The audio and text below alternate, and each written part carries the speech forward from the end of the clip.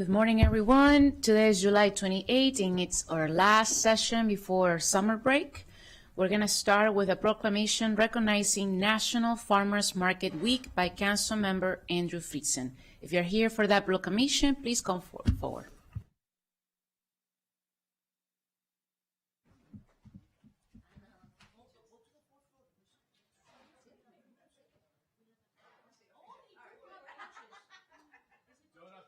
They're good. I already had them. I picked them up on Sunday already. I paid for mine, for the record. Yeah. Well, you're gonna have to report these donut peaches.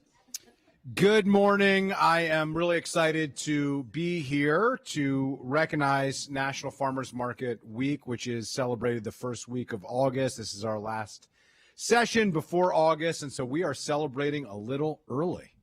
And just really excited to be able to celebrate the way in which we gather as community, the way in which we celebrate our agricultural heritage in Montgomery County, the way in which we support our local food producers and our local farmers.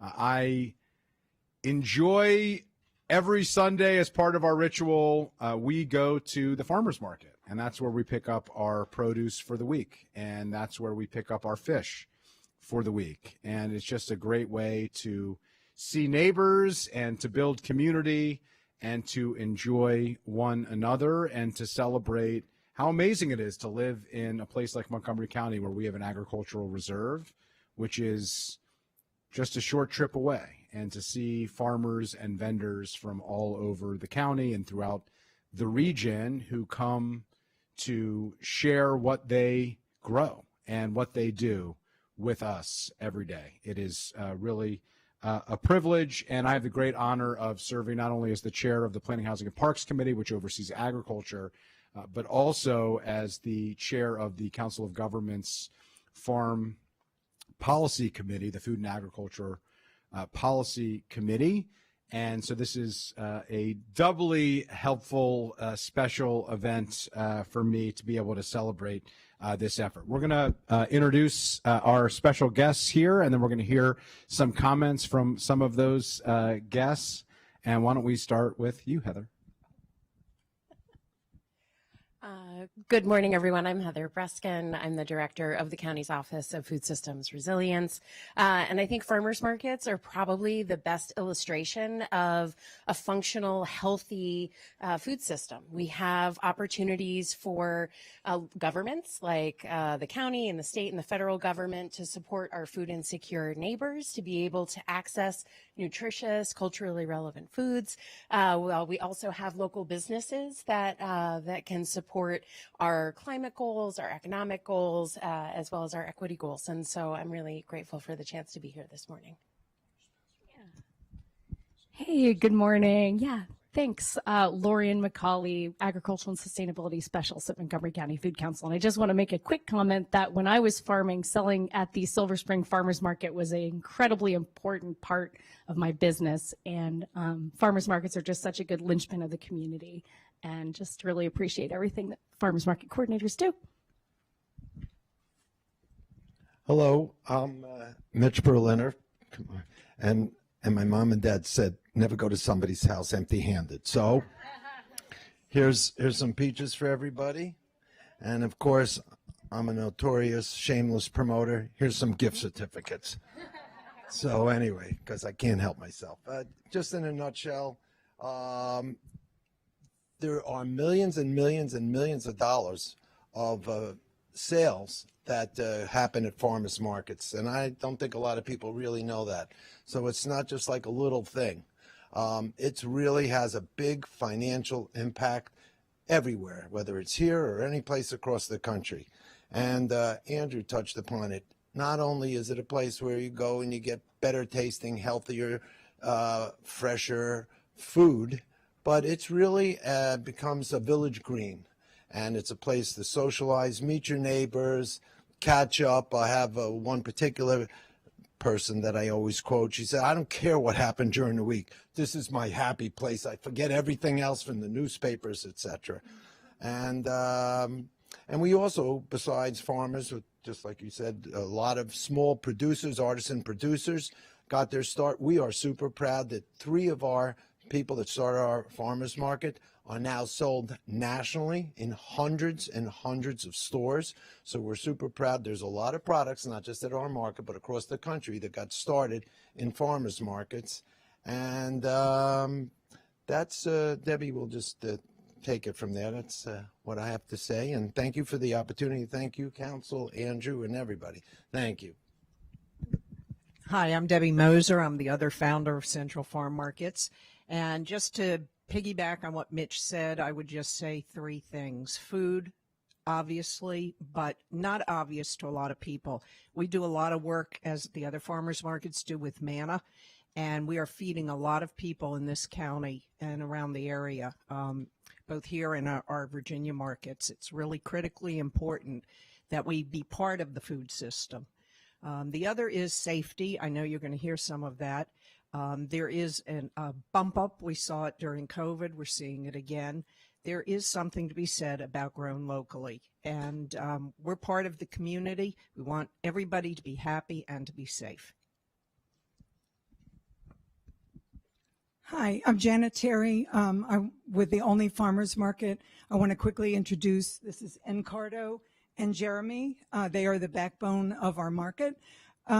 We think our market has made Olney a more vibrant place to live, to gather with your families, your friends. We also, the fact that you get to know your farmers, where is your food coming from, especially with the cyclosporin outbreak. There was actually a story today on the Today Show, 56% more people are visiting. Farmers market growth is astounding. But our thing is get to know your farmers, find out where the food is coming from, ask them any questions you want. We've been there for almost 20 years. It's also, as Mitch said, it's a social gathering place. Meet your friends, listen to live music. It's a boon for the economy of the county as well. We employ, we have about 120 vendors now. So we welcome you all, and we want to thank you so much for allowing us to be here. Thank you, Janet. Certainly has made Olney a more vibrant place. And a fun fact, Mitch and Debbie are doing this as a retirement gig. It's not quite much of a retirement, but we're grateful to you for that. But Mitch and his brother Guy in his previous life were my first boss in high school and in college in his ice cream and frozen food business. So just a fun fact there, bringing it full circle. So we're going to read the proclamation. Whereas National Farmers Market Week, celebrated during the first full week of August, recognizes the vital role farmers markets play in supporting local agriculture, strengthening communities, and expanding access to fresh, healthy, and locally grown food. And whereas Montgomery County's farmers markets reflect the diversity of our community by connecting residents with local farmers, food producers, and small businesses, while showcasing the wide variety of agricultural products, prepared foods, and cultural traditions that make our county unique. And whereas farmers markets help sustain family farms, preserve our precious agricultural reserves, support local entrepreneurship, and strengthen the county's economy by creating opportunities for producers to sell directly to consumers. And whereas farmers markets serve as vibrant community gathering spaces that promote healthy lifestyles, environmental stewardship, and neighborhood connections while making fresh, locally sourced food more accessible to residents throughout Montgomery County. Now, therefore, be it resolved that the Montgomery County Council hereby recognizes the first full week of August, National Farmers Market Week, and encourages all residents to visit and support farmers markets across Montgomery County in recognition of the farmers, vendors, and community partners whose dedication strengthens our local community, celebrates agricultural heritage, and helps build healthier, more connected communities. Presented on this 28th day of July in the year 2026 by myself, Andrew Friedson, Council President Natalie Fana-Gonzalez, and the entire Montgomery County Council. Happy National Farmers Market Week, and go to your farmers market this week.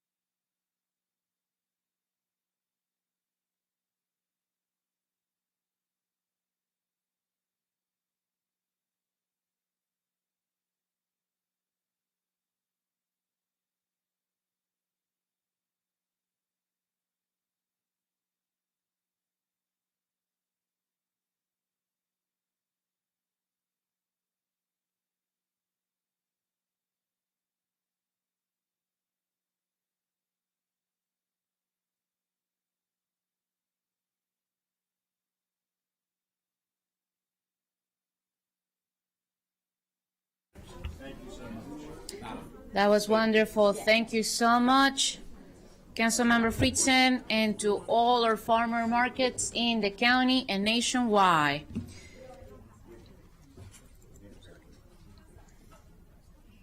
And with that, we are going to continue on to general business. Madam Clerk, would you please share today's announcements? Good morning. The council will hold a public hearing on September 22nd, 2026 at 1:30 p.m. to receive testimony on the New Hampshire Avenue Bus Rapid Transit Facility Planning Study and Alternatives Review. Those interested in providing testimony in person or virtually must register in advance on the council website or by calling 240-777-7803. More information can be found on the council website. Thank you, Madam President. Thank you very much. We're going to move on to the minutes for July 14, 2026. Council session have been circulated to the council for review. Are there any objections to approving these minutes? Seeing none, these minutes are approved. The council will now take action on the nomination and confirmation of appointment to the Montgomery County Planning Board. On July 14, the council interviewed two candidates for this position, James Hendrick and John Schenlinkin. There you go. I heard that one. Thank you. The council's rules of procedure dictate a specific process to appoint members of the planning board.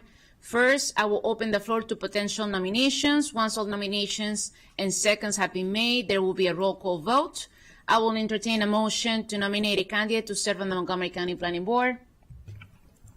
Madam President, I'd like to move the appointment of James Hedrick. Moved by Councilmember Don Lukey, I would like to second it. second by Councilmember Kate Stewart. Is there any discussion? Seeing none, the motion carries, and we're going to have a roll call. Can the clerk please call the roll? Councilmember Lukey? Yes. Councilmember Lukey votes yes. Councilmember Mink? Yes. Councilmember Mink votes yes. Councilmember Sales? Councilmember Sales is absent. Councilmember Stewart? Yes. Councilmember Stewart votes yes. Councilmember Glass? Yes. Councilmember Glass votes yes. Councilmember Katz? Yes. Councilmember Katz votes yes. Councilmember Friedson? Yes. Councilmember Friedson votes yes. Councilmember Evans? Yes. Councilmember Evans votes yes. Councilmember Joando? Yes. Councilmember Joando votes yes. Councilmember Baucom? Yes. Councilmember Baucom votes yes. Councilmember Funding Gonzalez? Yes. Councilmember Funding Gonzalez votes yes. And the motion passes. Congratulations to Mr. Hendricks for earning a second term on the planning board. We look forward to continue working with him and the entire planning board. We're going to move on to the second item on the agenda is a discussion about long-term disposal of solid waste alternatives and decision process. I'm going to ask council staff to move forward. I see Mr. Keith here with us. Before we start, and I turn it to staff, everybody knows here that we have made a decision to take on this highly important issue that will affect the next generation after the budgeting. This is why we're gathering today. I sent a letter to the county executive asking for answers to a series of questions, and among those questions, I put forward 4 options and for the staff to discuss with us.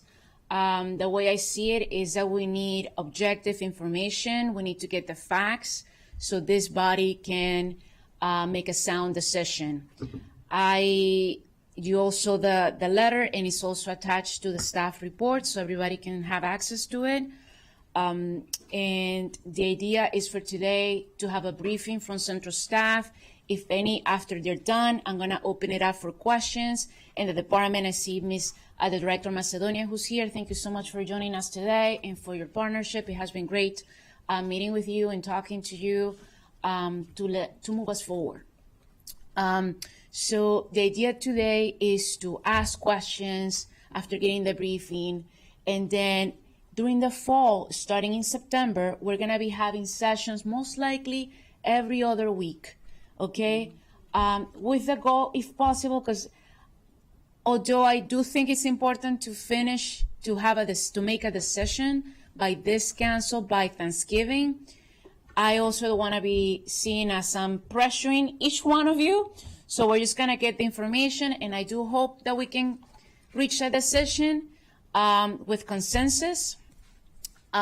Please ask your questions now and also in the future, because I'm sure that we're all going to have ideas after we get this briefing and so forth. But that's the goal.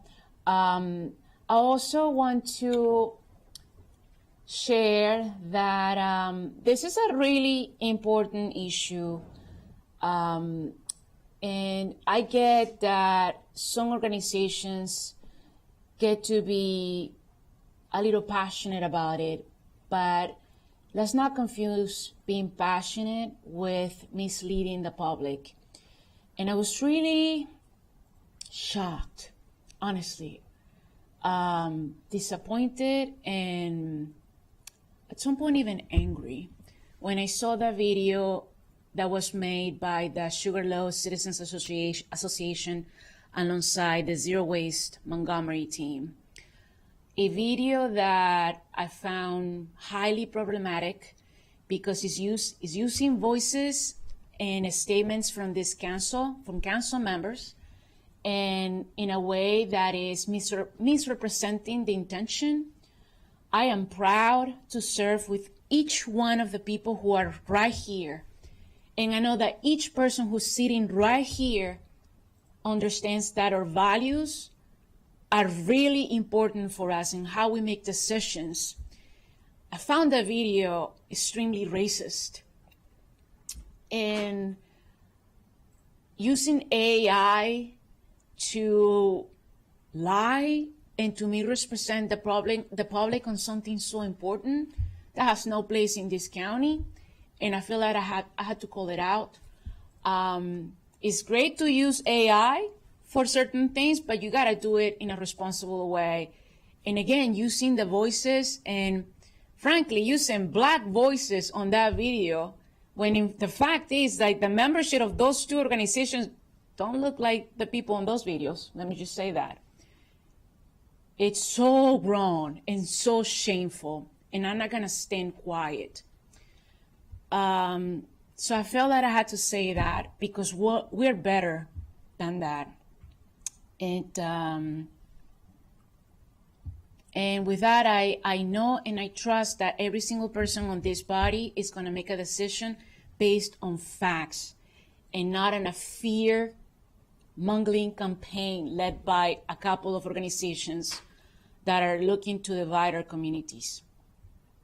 So with that, I see Councilmember Shebra Evans. Go ahead. Sure. So thank you for raising that video up. And so what I wanted to say is that, words matter and environmental justice is real. I believe that communities should have clean water, they should have a healthy environment. And so when we use words like environmental racism, like it's harmful. And so what I wanted to do is just take a moment just to correct the statement that was made. I felt like I was mischaracterized. My statements were mischaracterized.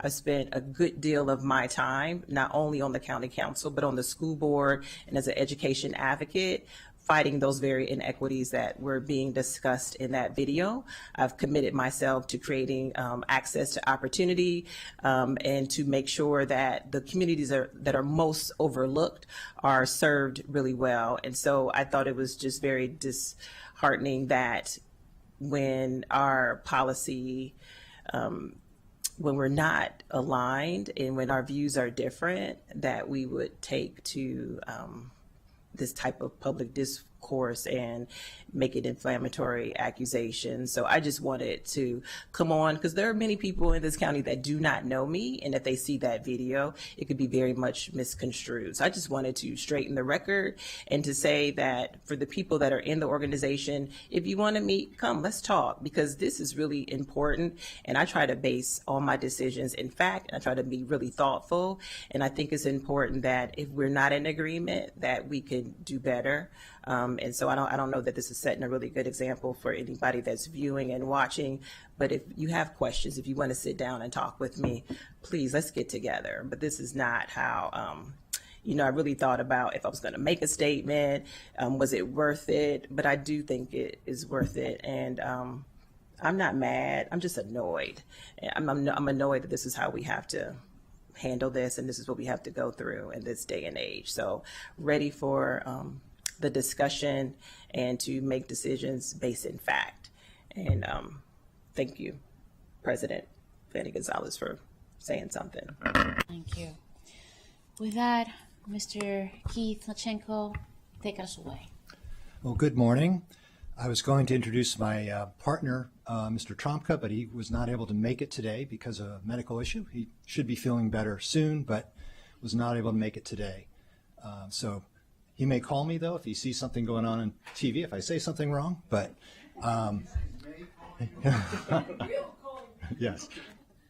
But he's been very helpful in getting things where it is today, and the two of us will be working in partnership to get us prepared for the fall meetings that Ms. Fanny Gonzalez mentioned.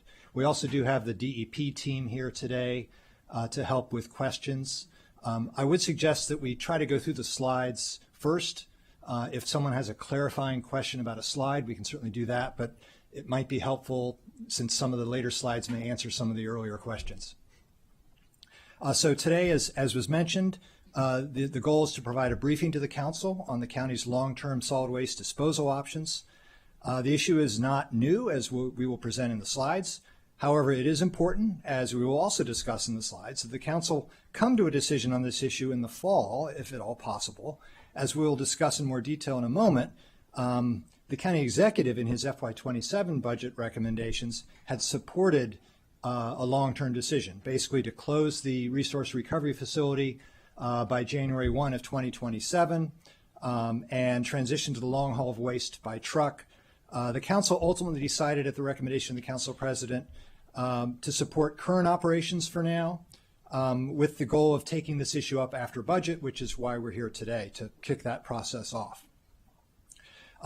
The purpose of today's session is to introduce the issues and identify information the council will need for its work sessions starting this fall, and to hear from council members if there's additional information that we need to collect. First, I think a little bit of background would be helpful for the council. The T&E committee has talked a lot about this over the years, but other council members have not, and I think it is important to get some background. This is not intended to be an exhaustive background, but enough to get us where we need to be today. But there'll be a lot more information being prepared for the fall sessions. For this background, I'll cover basically the topics you see on the screen here. The Aiming for Zero Waste Task Force, the Comprehensive Solid Waste Management Plan, a little bit of history about the Resource Recovery Facility and its contracts and short-term capital work, the other solid waste facilities that are involved in this process, a consultant report that came over to the council last year that was discussed at the council, and also the request for procurement for the long-haul contract that went out last October, and then rehash some of the FY27 budget actions. So first, regarding the Aiming for Zero Waste Task Force. This was a task force that was created by former County Executive Ike Leggett back in April of 2018 and then endorsed by the council. It was set up as a task force with outside members, but with council representation and DEP staff support, as well as consultant support. So in its goal was to provide advice and guidance on how best to maximize waste reduction, reuse, recycling, and sustainable management of all materials across the integrated waste management system. It's important to note an integrated waste management system. It did also look at what to do with what's left. After you've done all of the waste reduction, diversion, recycling, what do we do with what's left after we've maximized those other efforts? And it did review the condition of the county's resource recovery facility and also what it would take to keep it going for the long term, as well as other options if it were to close. Next slide here. It did conclude that closing the resource recovery facility by 2026, which was discussed at the time, of course we're in 2026 now, as proposed by the county executive at that point, the new county executive Elrich, would pose a significant challenge, and the council would need additional analysis of the costs and benefits of changing the county's primary waste disposal. So we knew early on a lot more information was needed. And then also, similarly, along the same time frame, we've had the Comprehensive Solid Waste Management Plan. This document, as it states, it is a comprehensive evaluation of the county system. It is updated every 3 years and approved by the Maryland Department of the Environment. That language that I mentioned earlier that was noted in the Aiming for Zero Waste Task Force, similar language was included in the Solid Waste Management Plan in October of 2021, and then again in April of 25 with the most recent plan. As you can see on the screen, once again, a significant amount of information was noted as being needed in order to make a decision about the long-term disposal of waste.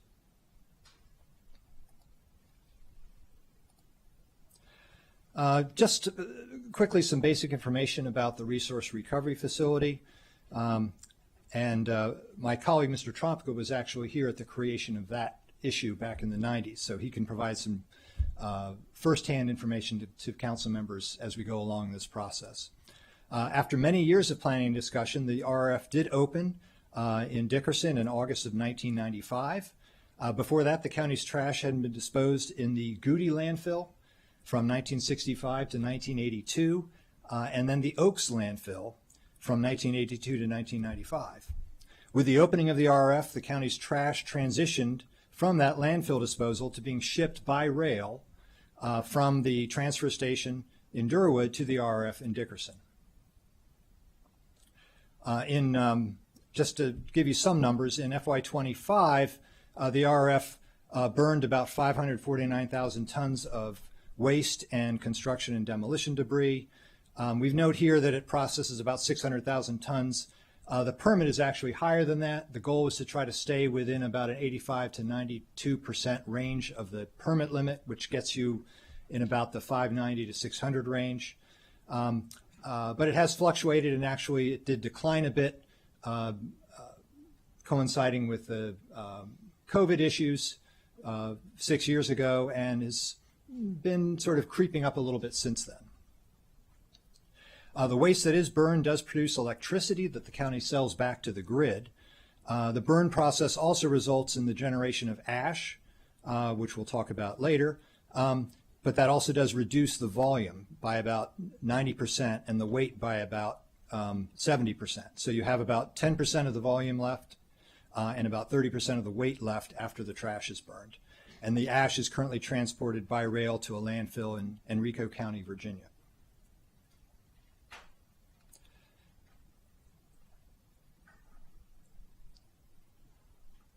All right. Regarding the contract, the original contract, which is between the Northeast Maryland Waste Disposal Authority, which owns the RRF on behalf of Montgomery County, and Reworld, formerly Covanta, which operates the facility, originally had an end date of April 2016, but that was later extended twice by 5 years at the county's initiative, which is allowed for under the contract. That pushed the contract end date to April 2026. Then again, in April of 2025, the county executive and the council ultimately supported an emergency procurement between the authority and Reworld to extend the operating contract end date by another 5 years, from April 2026 to what it is now, which is April 2031.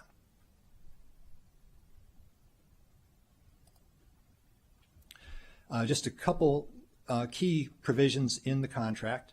The contracts have always included a termination for convenience clause, which allows the county to opt out early with notice. However, it is subject to a settlement agreement with the operator. so it's not necessarily cost-free, but it is an available option in the contract. The contract also includes, the current contract I'm speaking about, the current contract also includes a package of short-term capital work paid for by the county for the RF. It was estimated originally at about $64.5 million spread over several fiscal years, and we're in the second year of that. The goal of that was to ensure that as part of the contract extension, that the facility could operate in a safe and reliable way and under its permit requirements through the end of the contract period.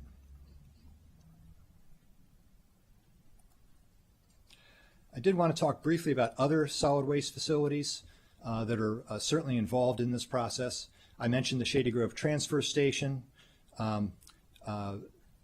The county's waste disposal process is part of a much larger system involving waste collection and drop-off at the transfer station, as well as waste diversion and recycling efforts. And the county's material recovery facility or recycling center, which is also located at the transfer station, receives mixed paper, commingled materials, and sorts and bales those materials for pickup by contractors.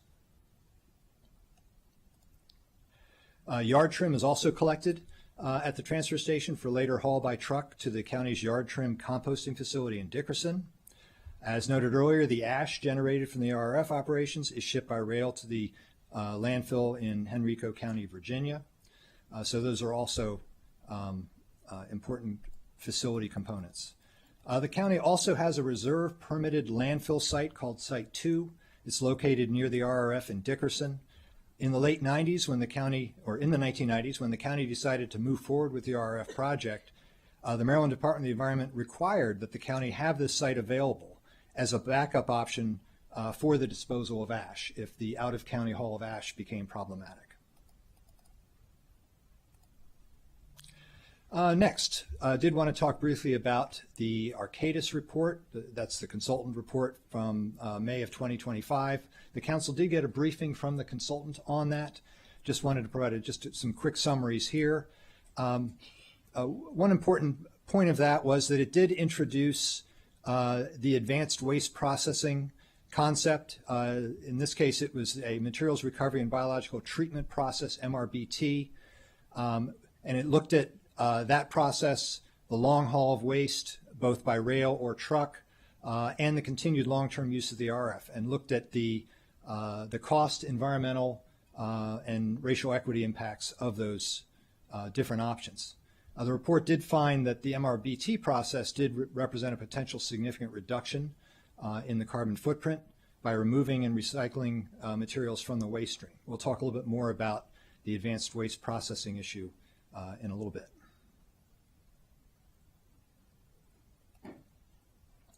Another item that you're familiar with is last summer the council discussed with DEP the concept of doing a RFP, request for procurement, for the long haul by truck of waste to out-of-county landfills. That RFP was issued in October of 2025, and DEP did receive responses back, and those responses did inform the county executive's FY27 budget recommendations, which I had mentioned earlier, which had recommended a transition to long haul. And once again, just to close the loop on that, the executive recommendation that did come on, during the budget, the council president at the time felt that there was not sufficient time for the council to debate and discuss and come to conclusion on that issue during the budget. So recommended assuming current operations and to pick this up after budget, which is once again why we're here today. A little bit more about the county executive's proposal, just to clarify what we saw in the 27 budget and what what the executive is still supportive of. First, it does recommend closing the RRF. I mentioned the January 1, 2027 date was in the budget. Transitioning to the long haul of waste by truck to private out-of-county landfill or fills. It also recommends adding organics composting at the Dickerson yard trim facility. The CIP currently does have a capital project for that the council has approved, but it is currently on hold pending negotiations with the Sugarloaf Citizens Association which does have a settlement agreement with the county which governs the use of that site. And then, as I mentioned also, the executive has supported eventual advanced waste processing with the residuals still being long hauled out of county. With regard to advanced waste processing, just to provide just a quick primer on that. Advanced waste processing, just definition, it's a system that receives and sorts municipal solid waste to extract the recyclables and organic materials using a variety of sorting methods. The remaining waste then is disposed. So rather than having the recycled materials pulled out, or rather than dealing with the materials that are pulled out curbside, that would still be happening. The materials that are left in the waste that comes to the transfer station would then go through an additional process where those materials are removed. So it's not replacing the county's current curbside recycling under the executive's recommendation, but it would provide additional extraction of materials from the actual waste stream. And just this month, the executive did issue an RFP for the design, construction, and operation of an AWP system. Responses to that RFP are due in September. As I mentioned, the executive's the approach here would not be to supplant the recycling process we're already doing, but to enhance the extraction of the materials from the waste itself.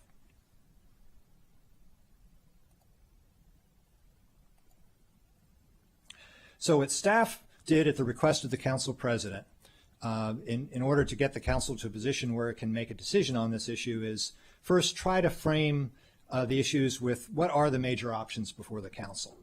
And there's multiple sub-options and nuances here, but staff tried to focus on what the major choices would be. So we came up with these 4 options.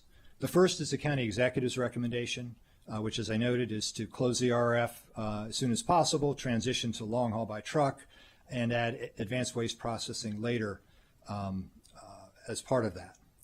On the other end of the spectrum would be the continued long-term operation of the RF. Keeping the RF in operation would require a comprehensive renovation and upgrade. We talked about the short-term capital work that was approved in the budget. That's to help the facility maintain its current operations through the end of the current contract. That is not intended to allow the facility to continue operating long-term. So a comprehensive renovation upgrade project would still be needed. The middle 2 options both assume the closure of the RF, but under different scenarios. One option is similar to the county executive's recommendation, which is to close the RF and transition to long haul, but it does not make any assumption about the implementation of advanced waste processing. There are many unanswered questions. Hopefully the RFP will answer those, but it would be helpful to understand how long haul by truck without advanced waste processing compares to the continued operation of the RF as well, in case advanced waste processing does not work well for the county. The other option, sort of similar to the executive's recommendation as well, but with a different bridging approach, would be to transition to the long haul by truck, but do it only once advanced waste processing is available to come online. And so under that scenario, the RF would remain in operation longer until that were to happen. So those are the options that we've identified. Once again, there are sub-options within those, but we felt like that sort of captured what the major decisions were that the council could make.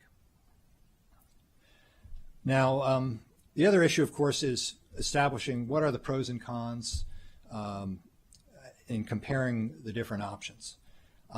And first and foremost, much of the discussion of whether to close the RF is focused on the environmental impacts of burning waste. Now, council members should keep in mind that there is no clean method of waste disposal. The county's goal of aiming for zero waste is laudable and worth pursuing vigorously, but until we achieve zero waste, we will have to choose between what is the least worst way to deal with the waste. For instance, closing the RF would eliminate the damage it causes, but council members should consider whether substituting the RF for significantly more landfilling, and whether that would be environmentally preferable. And we'll talk about some of the elements and why that's a significant challenge in identifying that. So first, how do you weigh the relative environmental impact of burning versus burying waste? Burning waste does produce greenhouse gases, heavy metals, dioxins, and other harmful emissions. Transport of the ash via rail produces additional air emissions and risks additional toxic ash becoming airborne at the landfill site. On the plus side, the RF does generate electricity that we mentioned, which goes back on the grid, and that does supplant generation from fossil fuels. Landfilling, on the other hand, produces different environmental impacts. You're trucking the waste, which produces vehicle air emissions. At the landfill, organic material breaks down to form methane, which is a very potent greenhouse gas, much more so than even CO2. In addition, landfilling raises the risk of groundwater contamination. And this is not meant to be an exhaustive list of those kinds of trade-offs, but an example of how you've got differential environmental issues at these different, on these different options. So how do you weigh these concerns?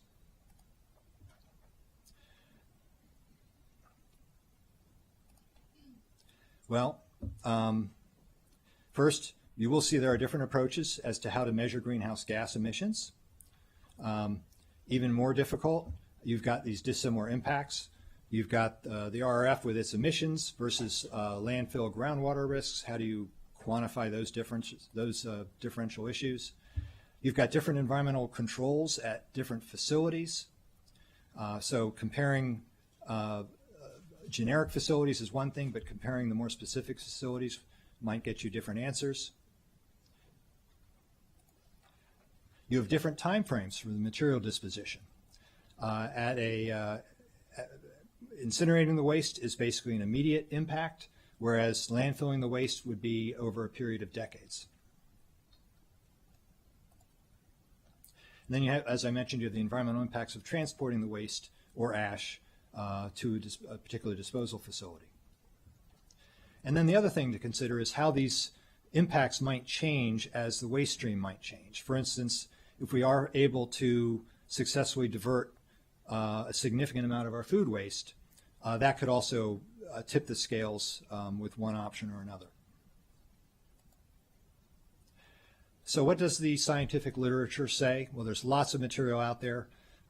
Staff has put just a few examples in the report just to show how there can be significant differences. The first report I've shown up here is the Beyond Incineration report. This was done back in 2021, and it unequivocally concluded that burning waste was much more environmentally damaging and more costly than trucking waste to a landfill. But the conclusions of this report are far from universally accepted among environmental analysts. First, one can point to the US EPA reverse pyramid, this sustainable materials management hierarchy. This ranks the environmental preference of different waste disposal methods. Obviously, as I mentioned at the beginning, source reduction, reuse, recycling, and composting are at the top of the pyramid.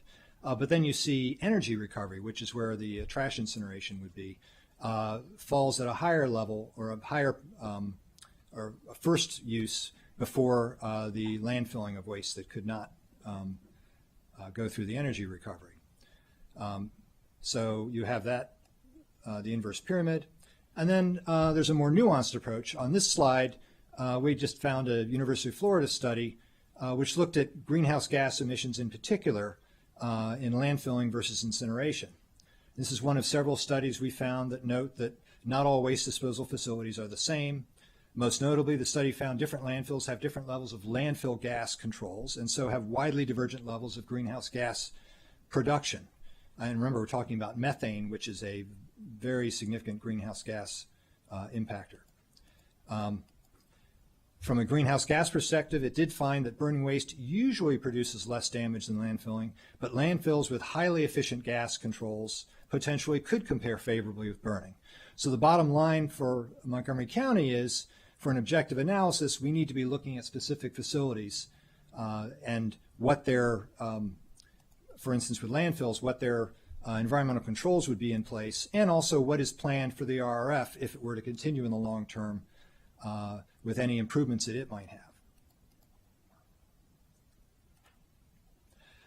So next, I did want to briefly talk about the information that the council will need to analyze and make its decision going forward. I'll list some of the information needed. Some of this information has already been provided by the executive, some has not. First, we do want to, of course, clarify the county executive's proposal and compare it to the options, looking at the various impacts shown on the slide here. We've talked a little bit about the environmental impacts, but also the impacts on recycling and composting and how those would be integrated into this new process. The short and long-term costs, of course, the local community impacts, and the racial equity considerations. So for instance, with the county executive's proposal, some advanced waste processing questions that have been asked. How would advanced waste processing reduce the types and amounts of waste that is landfilled? Is it feasible to locate this facility at the transfer station site? That's a major assumption. If it's not located there, that does significantly change how that would operate. What is the earliest date an advanced waste processing facility could come online? Then with the environmental impacts, what would be the gas containment requirements for the landfills that would be receiving the county waste? What standards regarding the proximity to aquifers would the county apply for landfills receiving county waste? And on the RRF side, what long-term capital improvements, what impact would those long-term capital improvements at the RRF have if we were to continue long-term on the environmental impact of that facility? And then would landfilling waste at potentially multiple new sites, would it increase the county's Superfund liability exposure? So this is just a few questions that have already been asked of DEP, and we will work to collect that information before the fall. With regard to recycling and composting, if we do implement advanced waste processing, what does that mean for the potential curbside collection of food scraps? Does it still make sense to do that? I know the executive's recommendation does assume that the current recycling efforts would remain the same, but what about organics? If those organics can be successfully collected through advanced waste processing, does it make sense to have another process collecting it curbside? Also, with regard to food waste, is Site 2 a potential option for the use of, or for the location of a food waste facility? And I know DEP has looked at that. And perhaps if those two sites are not available, that site or the Dickerson site are not available, what other sites has the county looked at? Has the county considered partnering with other jurisdictions to site a more regional composting facility? And then we get into the costs. Staff has asked DEP to provide data on the capital costs needed to continue operation of the RRF, both in the short term and the long term. We've also asked DEP to provide data comparing the short and long term operating costs for the alternative disposal options. We've also asked DEP for more information about the local community impacts of the different waste disposal options. What would happen to the RRF site if the facility were closed? How would materials be transported to the Dickerson, to a composting facility in Dickerson if it was used for food waste? Would there be a food waste tonnage limit at these facilities? So once again, more questions about how that would work. And for instance, what would be the local community impacts at the transfer station?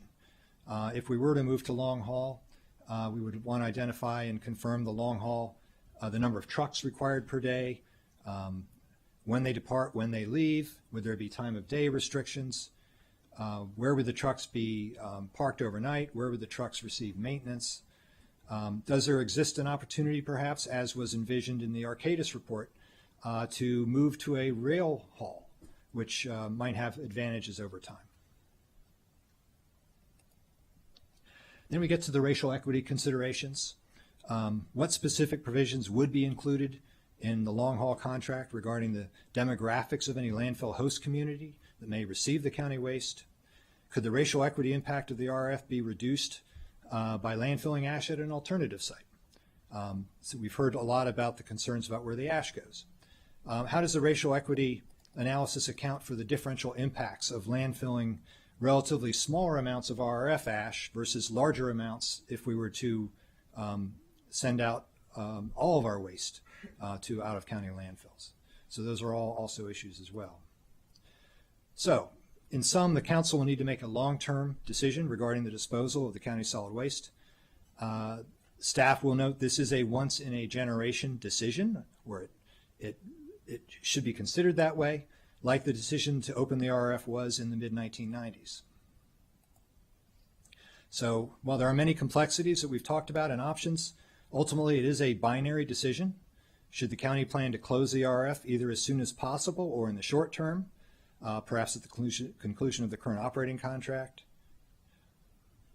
or and move toward the disposal of waste in out-of-county landfills, or should the county assume to keep the RRF in operation for the long term? If so, as I mentioned, a comprehensive renovation upgrade would be needed to make that happen.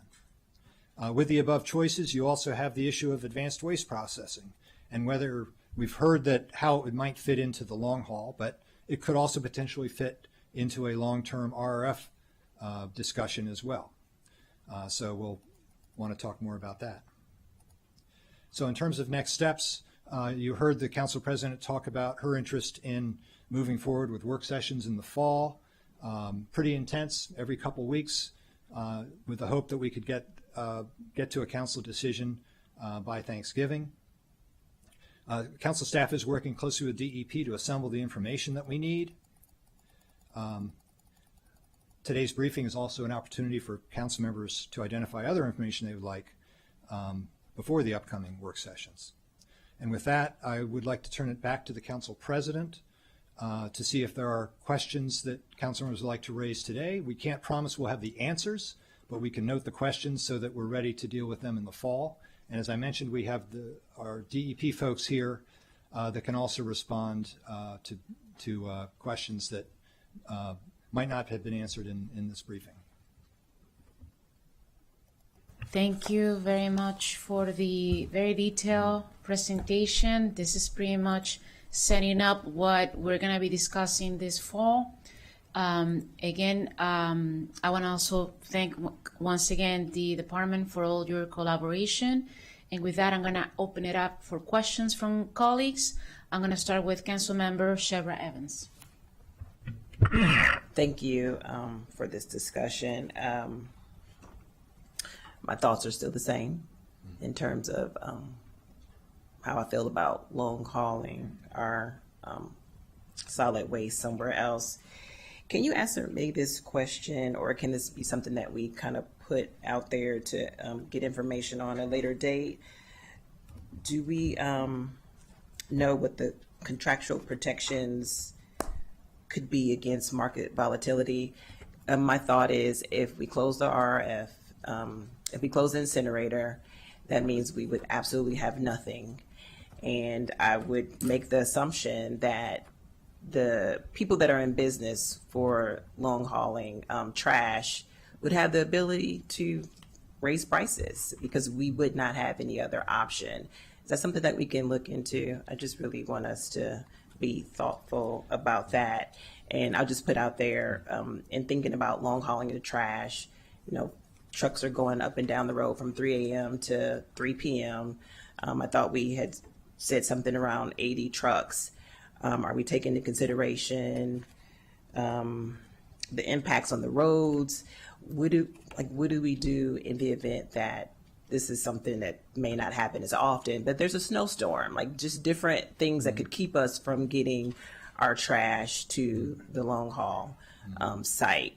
And also what I would like to ask, if we could take a look and see for the communities that currently have the long haul trash, like the landfills, do we know what the what the environmental burdens exist, or what the experience has been in those communities around some of the environmental hazards there are for having landfills existing in their neighborhoods? I know we talk about,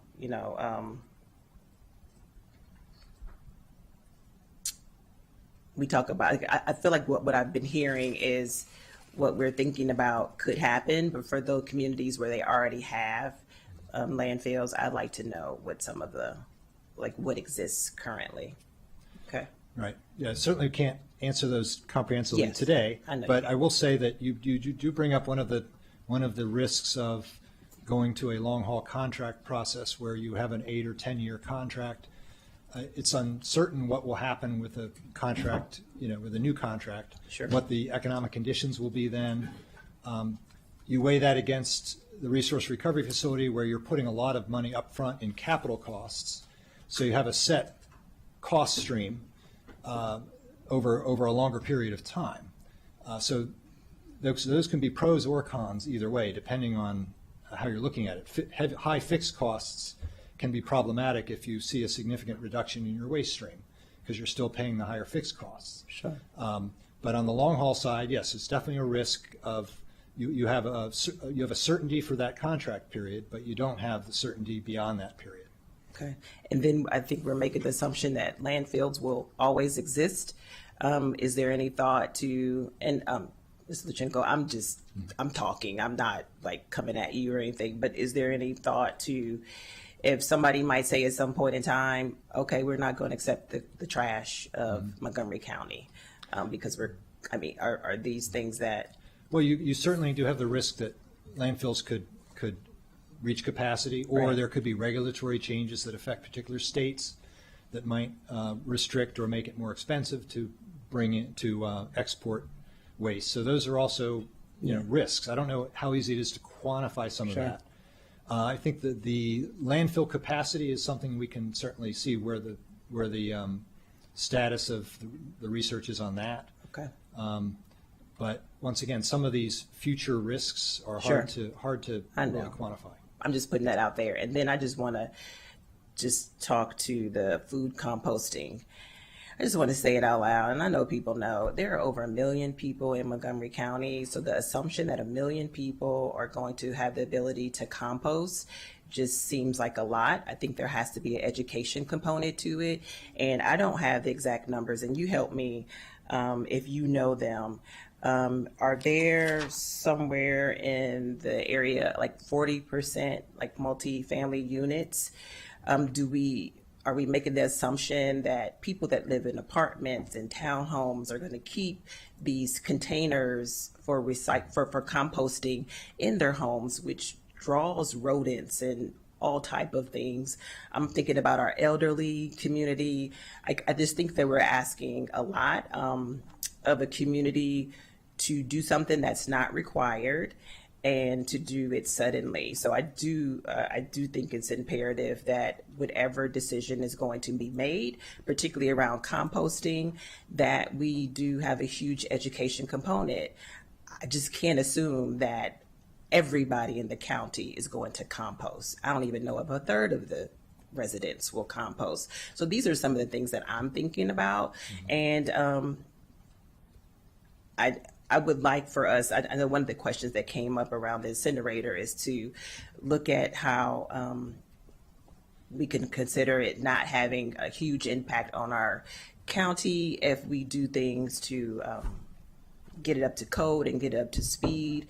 Think about where we put the ash. I don't want it to be in any community. I know I've been talking about communities of color, but I know nobody wants ashes in their backyard. How best to dispose of our ash? Those are my thoughts. And I just wanted to say out loud what I'm thinking about. I'm trying to be really thoughtful about this because once we do it, whatever it is, there's no turning back. We can't go back. And so I don't want somebody to come back and say that we didn't do our due diligence and that we didn't have this discussion and ask all the questions that we're thinking about out loud. I have a whole lot of questions actually that I'm not going to state right now. I'll yield to my colleagues, but I would also like to see if we're able to get information on the landfills that are being considered, what the racial, ethnic, and income are of the people that are living in those communities. And so with that, Madam President, I'll yield. Thank you so much for the great questions. I wholeheartedly agree with all of them. And I just want to reemphasize the reason why I decided to have this conversation after the budget. Imagine having this discussion during the budget. Impossible. Impossible.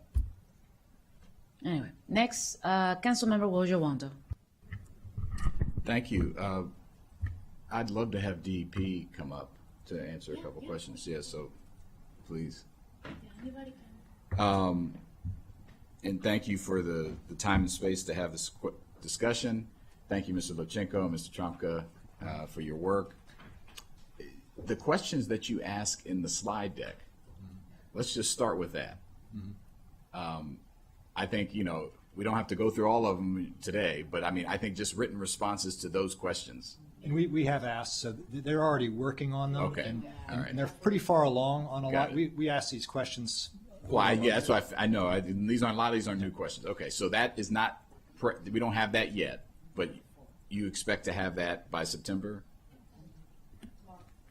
Tomorrow. Okay, could you just say that? You hit your mic there for me? Say that again. So I'm prepared to answer any of the questions that I've heard Specific. today so far, or that are in the slide deck. So if you'd like me to, I'm prepared to answer any of those questions. We have the written responses going through final review, and we'll have them to you very soon. Very soon. Okay, great. Okay, so. Can you state your name for the record? Sure. I'm Jennifer Macedonia, Director of the Department of Environmental Protection. Thank you so much for the opportunity today, and I do appreciate that this is an important decision and there are important questions to be asked, and very interested in the opportunity to answer those questions. Thank you. Appreciate that. Yeah, and that'd be good. And obviously, we'll find a way to make sure the public sees the answer to these questions since this was in the packet. So, yeah, the written responses. So I'll just ask a couple that are really interesting to me because I know we have everyone wants to talk. So the issue that for me, I remember when I first came to office, so I pulled up the certificate that says we're allowed to emit this much emissions by burning trash. Like and it just seemed, it was such an odd document to hold in my hand to say that we were okay with that in any way. Obviously, there's no perfect answer to what you do with waste, right? The perfect answers at the top of that inverted triangle are reduce waste as much as possible, recycle as much as possible, but we know there will be something left no matter what we do. So the question is, what is the most equitable way, the most cost-efficient way, the most environmentally safe way to do that? And we know that some of those things can point in opposite directions depending on the details, as was put out in the report. One of the ones that's two that stick out for me are the issue of the fixed cost of investing in the current facility versus the potential for reduction in cost over time should we do what we say we want to do and remove things from the waste stream. And I that's really a core issue. For me, in as far as taxpayer dollars and really just doing what we say we're going to do to reduce cost. Now, obviously, there's a cost to the advanced waste processing facility too, and so that's connected as well. But could you talk about why, from DEP's perspective, assuming this is your perspective, which I think it is, that it's better, more cost efficient and sustainable over time to move to long haul and shut down the facility and then make these other investments while we reduce our waste stream? Does that make sense? Yeah, that you're getting right to the heart of it, and that kind of encapsulates really, I would say, almost all the questions are like in there. What is the best option? Weighing all the different factors, and I think, as Keith sort of attempted to break down some of the key issues and highlight that there are pros and cons to different options, and so I think that's why two very reasonable people can look at the options and come to different conclusions because there are pros and cons.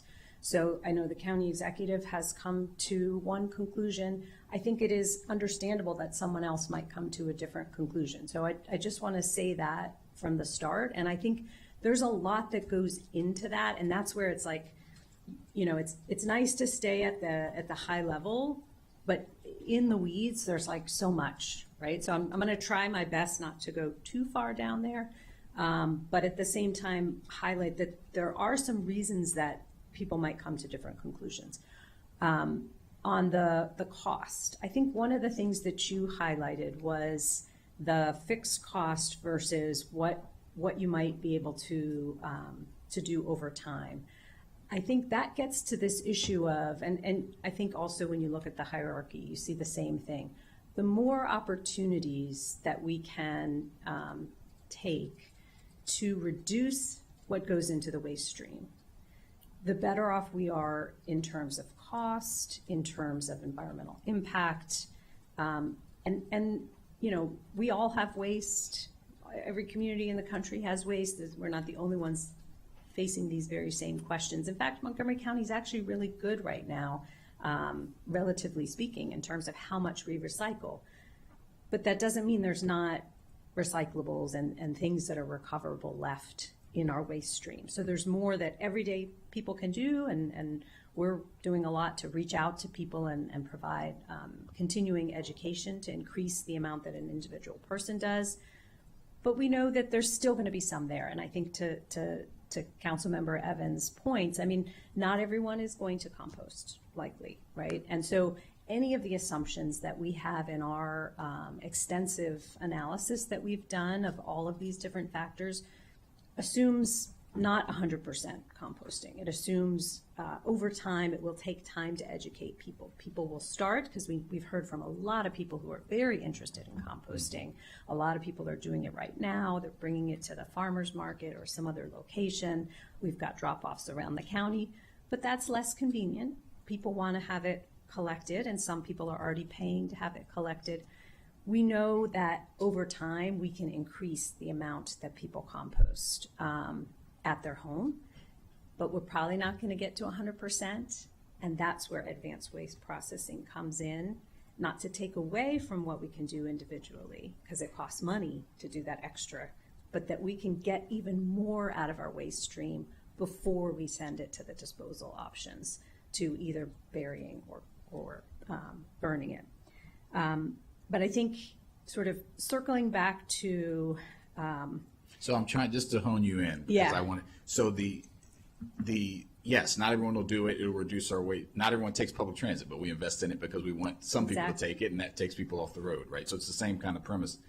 But you believe just focusing on the question of the cost versus the opportunity for us to reduce the waste stream enough that costs over time, you're confident that costs over time will drop even after the investment in the processing facility, versus continuing to burn the trash and make the investments in the current facility. Right. So when you align the incentives that your costs go down if we're able to recover more from the waste, then you have an opportunity to reduce costs over time. Of the two options, if you invest in the incinerator, it is a big capital cost to get that aging. Of how much are we estimating right now? We have an estimate of, I think, $356 million from Arcadis. There are higher estimates out there. Until we do that RFP, we won't know exactly, but Right. It's not going to be any less than that. It'd be. it's not likely to be less. Yeah, 356 million. I think some people might I've heard say $1 billion. half a billion. It can be up over $1 billion to build a new facility, but this is not a new facility. Right. This would be refurbishing an existing facility. It's not a small investment, but it would be a one-time big investment, and then that cost you're then paying for over time. You're not paying for it in Right. 1 year. That cost doesn't change if you're able to recover more and more and more from the waste Right. So if stream. we do what we say we want to do and divert from the waste stream, doesn't matter. We're still paying for the You've cost already of the paid facility. for that, right? You'll have less ash Right. to dispose of, because you still have ash going to a Yeah, there would landfill be no less matter, ash, no yeah. matter what, yeah. On the other side, with long haul, you're paying per ton. So you do have an opportunity that the more we're able to do through either education or advanced waste processing, the more waste you're keeping from long hauling to a landfill. So your costs will go down on a per ton basis over time. All right, my second and last question is about what we do with what's left. So we currently take it to a community of color, the ash that goes now. And it's not in the best, my understanding, in the best type of landfill, that the monofill, where it kind of is supposed to be used for ash. It's kind of just a general landfill. Is that correct? It is in a mixed waste facility. I think that I don't want to take too much time, but the issue of monofill and not monofill, I think there's maybe some misunderstandings around that. I will say at the facility, if you mix ash in with the regular waste stream, it can create some additional challenges. And so they actually like to separate it unless it's being used as alternate daily cover, because you have to put something over top of it. They also are using it in the roads around the facility, so they're using it in a variety of different ways. So my point is, one of the main concerns that I've had and others have had is that we're already taking some waste to an environmental justice impact way to a community where we shouldn't be. I have not seen a discussion on, even if we kept the RRF, where we still need to change where the ash is going. And so have there been any discussions on if we were to stay, or even just like right now, like before we get this done, because this is could take some time, to where else we could take that would not be impacting a community like that? Yeah, very good question. And it's one of the first things I looked at when I started investigating this issue. What can we do about the ash right now? The challenge is it's tied up in this broader decision, because switching to a different vendor or even a different location requires upfront investment by the vendor. They're either going to buy a bunch of trucks or buy a bunch of equipment at a different landfill. They want a long-term contract. They want 5 to 10 years generally. And we've looked at multiple options, so we'd have to issue a new RFP for that. It's a separate vendor from who burns, who takes it away. Yes, essentially. Currently. Yeah. Republic versus Reworld. Yeah, that's what I'm saying. Yes. Okay. Yeah. And so the Republic would want a longer. Yeah. We even looked into Republic switching from the existing landfill to another. Right now, the ash is transported via rail. There isn't another option to transport it via rail, so they would have to switch to trucks. It would go much further away, and they wanted a long-term contract in order to lock that in so that they could purchase all of those trucks. So that's why each day that we delay the decision, we have these decisions that we are locking in. Obviously, these are important questions, but that's one of the reasons we think it's important to make the decision soon so that we can choose some of these long-term Did the decisions. bidders who had to, when we asked about this in the RFP, what did they have to demonstrate? No, you can't tell us who, but what did they have to demonstrate to say that it was not going to go to a highly impacted low-income or community of color? What kind of questions, what kind of assurances did they have to give? So we used it as one of the scoring criteria for determining the bids. And I'm going to ask Haley to respond to that in terms of what are the environmental justice criteria we put in. Sure. So they had to tell us the locations, the landfills and the locations of those landfills that they would be taking the waste to. And then we took that location information and were able to use an environmental justice screening tool that you can put in an address and look at a radius around that address, and then you can look at it with different indicators. So we looked at several socioeconomic indicators, so percent low income, percent people of color, percent limited English proficiency, and then there's also environmental indicators. So air quality indicators, for example, in that community. So then you can look at how that community stacks up against the average community in the U.S. That gives you a sense of, the degree to which that community is already, overburdened or underserved.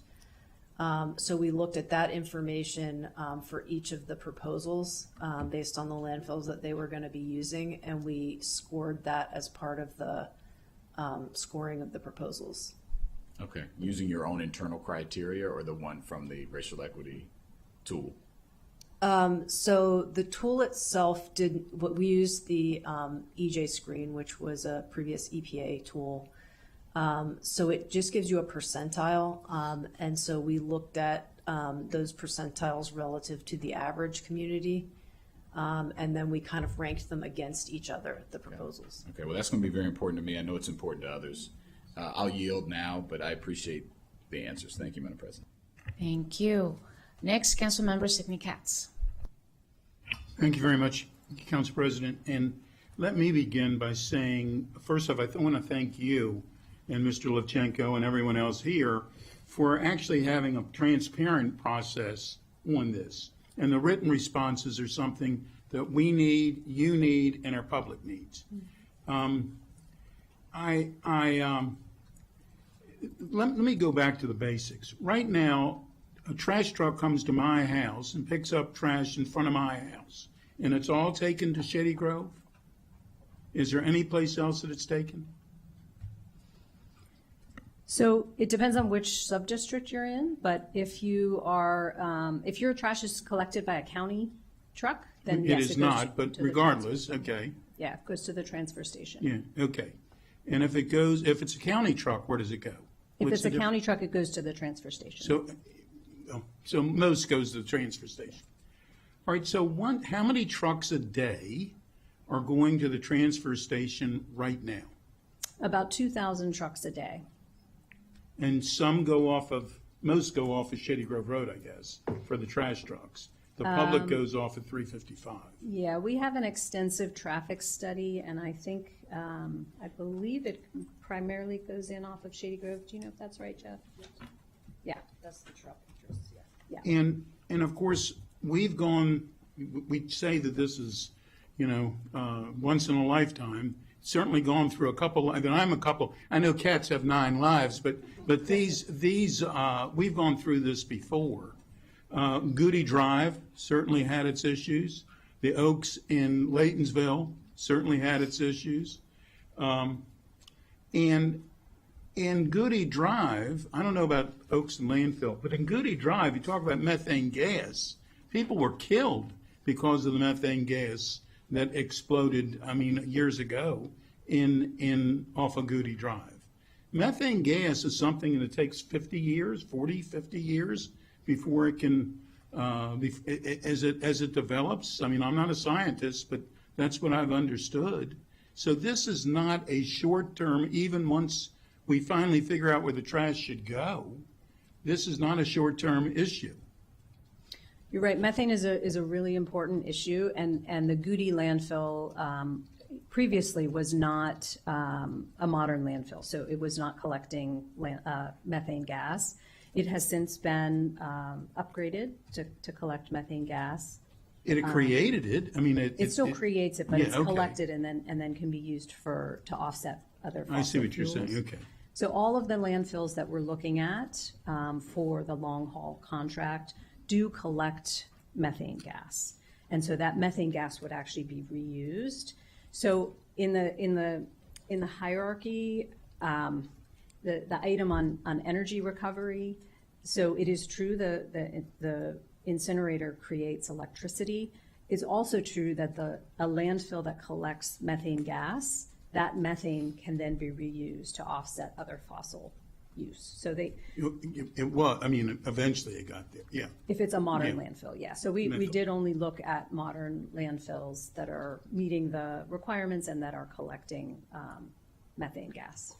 So right now, we're using rail from Shady Grove to Dickerson or wherever we're going. Mm-hmm. And there's also, you said in one of your slides, Keith, that if it's waste, the yard waste, that yard waste is being trucked to Dickerson in that area. Mm-hmm. How many of those trucks are a day? Not sure per day. There is a tonnage limit per year, and I think there are truck limits as well in the settlement agreement. I don't have the numbers at the top of my head, but we can get that. Okay, please. It's actually mostly by rail now. So So it the, is the mostly yard by trim is rail. mostly going by rail with the waste out to the Dickerson facility. There are times when there's a bypass for a variety of reasons, but mostly it is by rail currently. If we did not have rail, how many trucks would it take to go to Dickerson today? Just for yard trim or for both For- mixed waste? If we didn't have the rail, if we went long haul only, like we were talking, how many trucks would that take to do? So it would be, I think if I understand your question correctly, and Jeff may be able to add to this, but for the mixed waste, it would be 80 trucks a day.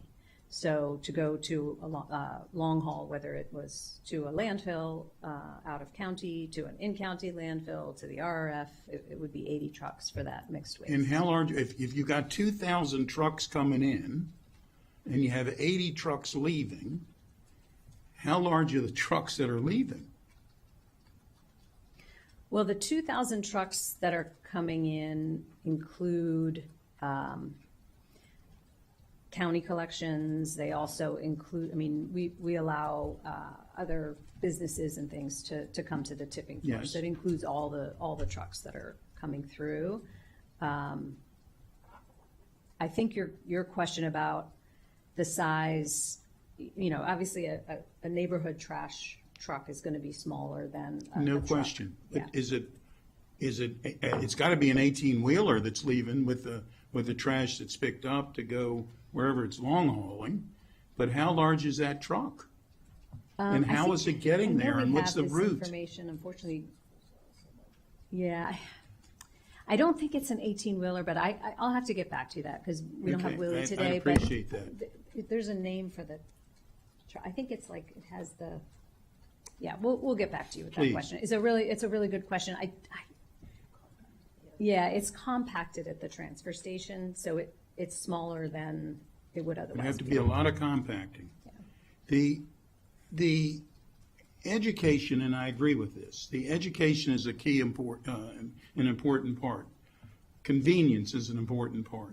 When we the Montgomery County, decided that we were going to go to recycling, there were people that said nobody's going to do that, And I remember my daughters, when they were in elementary school, if you threw a piece of paper in the wrong spot, I mean, they were going to call America's Most Wanted on you. And so things changed. And of course, in those days, we had newspapers that really did change. I mean, there was a weight to those newspapers.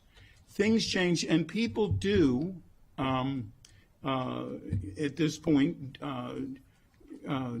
change their recycling, et cetera.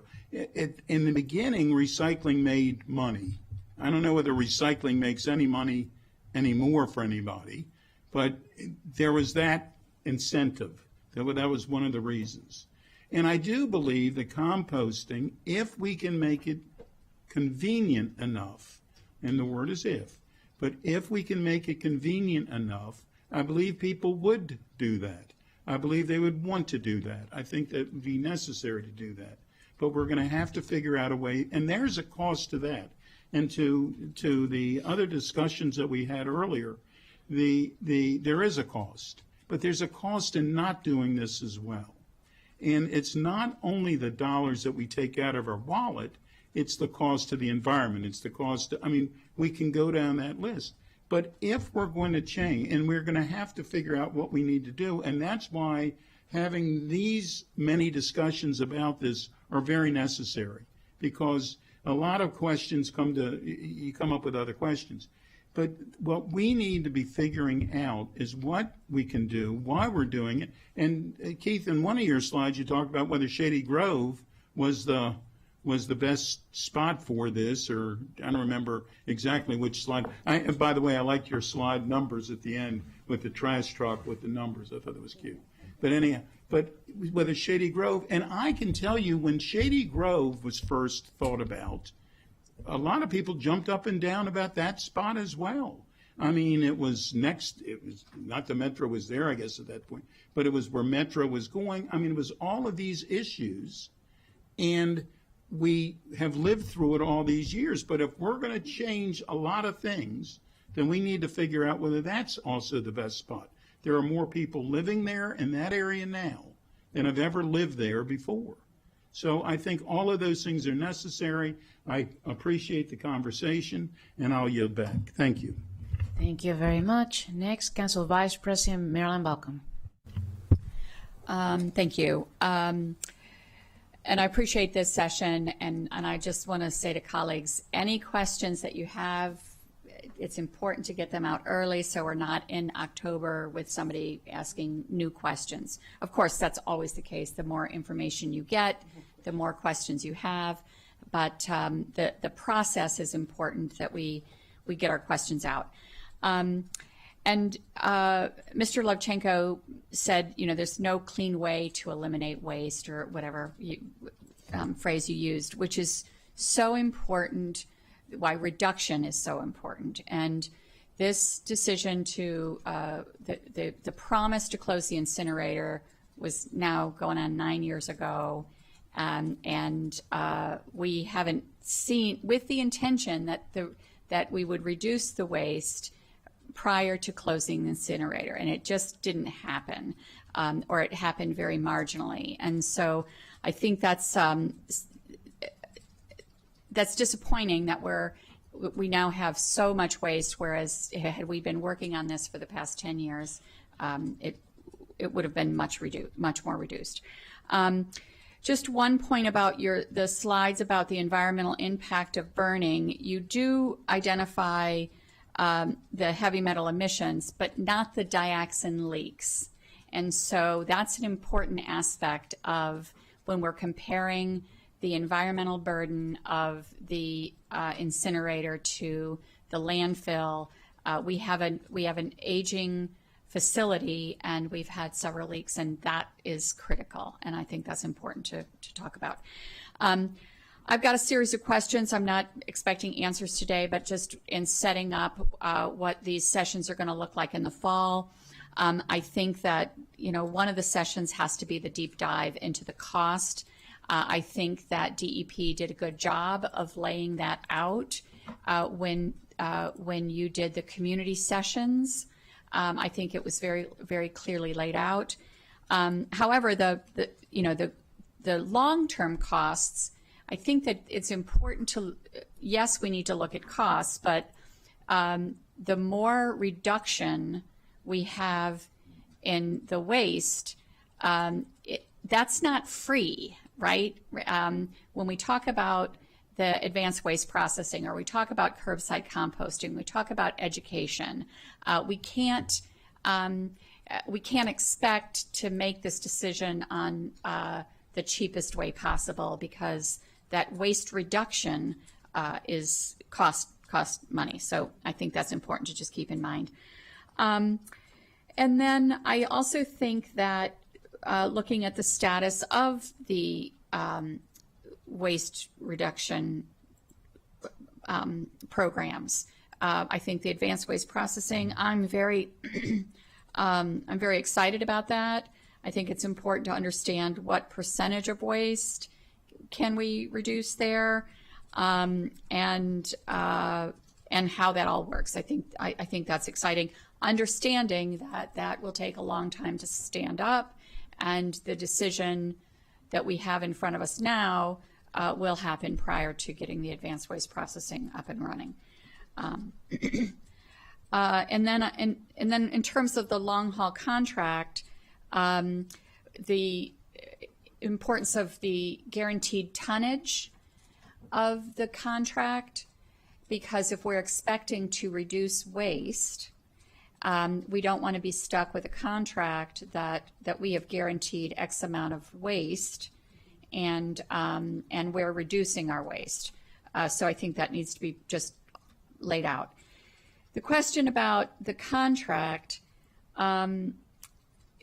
I understand that it's proprietary given the nature of the RFP, but it really is difficult for the council to make the decision on where this trash is going and what the guarantees are if we don't have access to that. So I think that we need to talk about, this is probably a question for now, but a question for Ms. Wellens and DEP to talk about, what aspects can we have access to in the contract.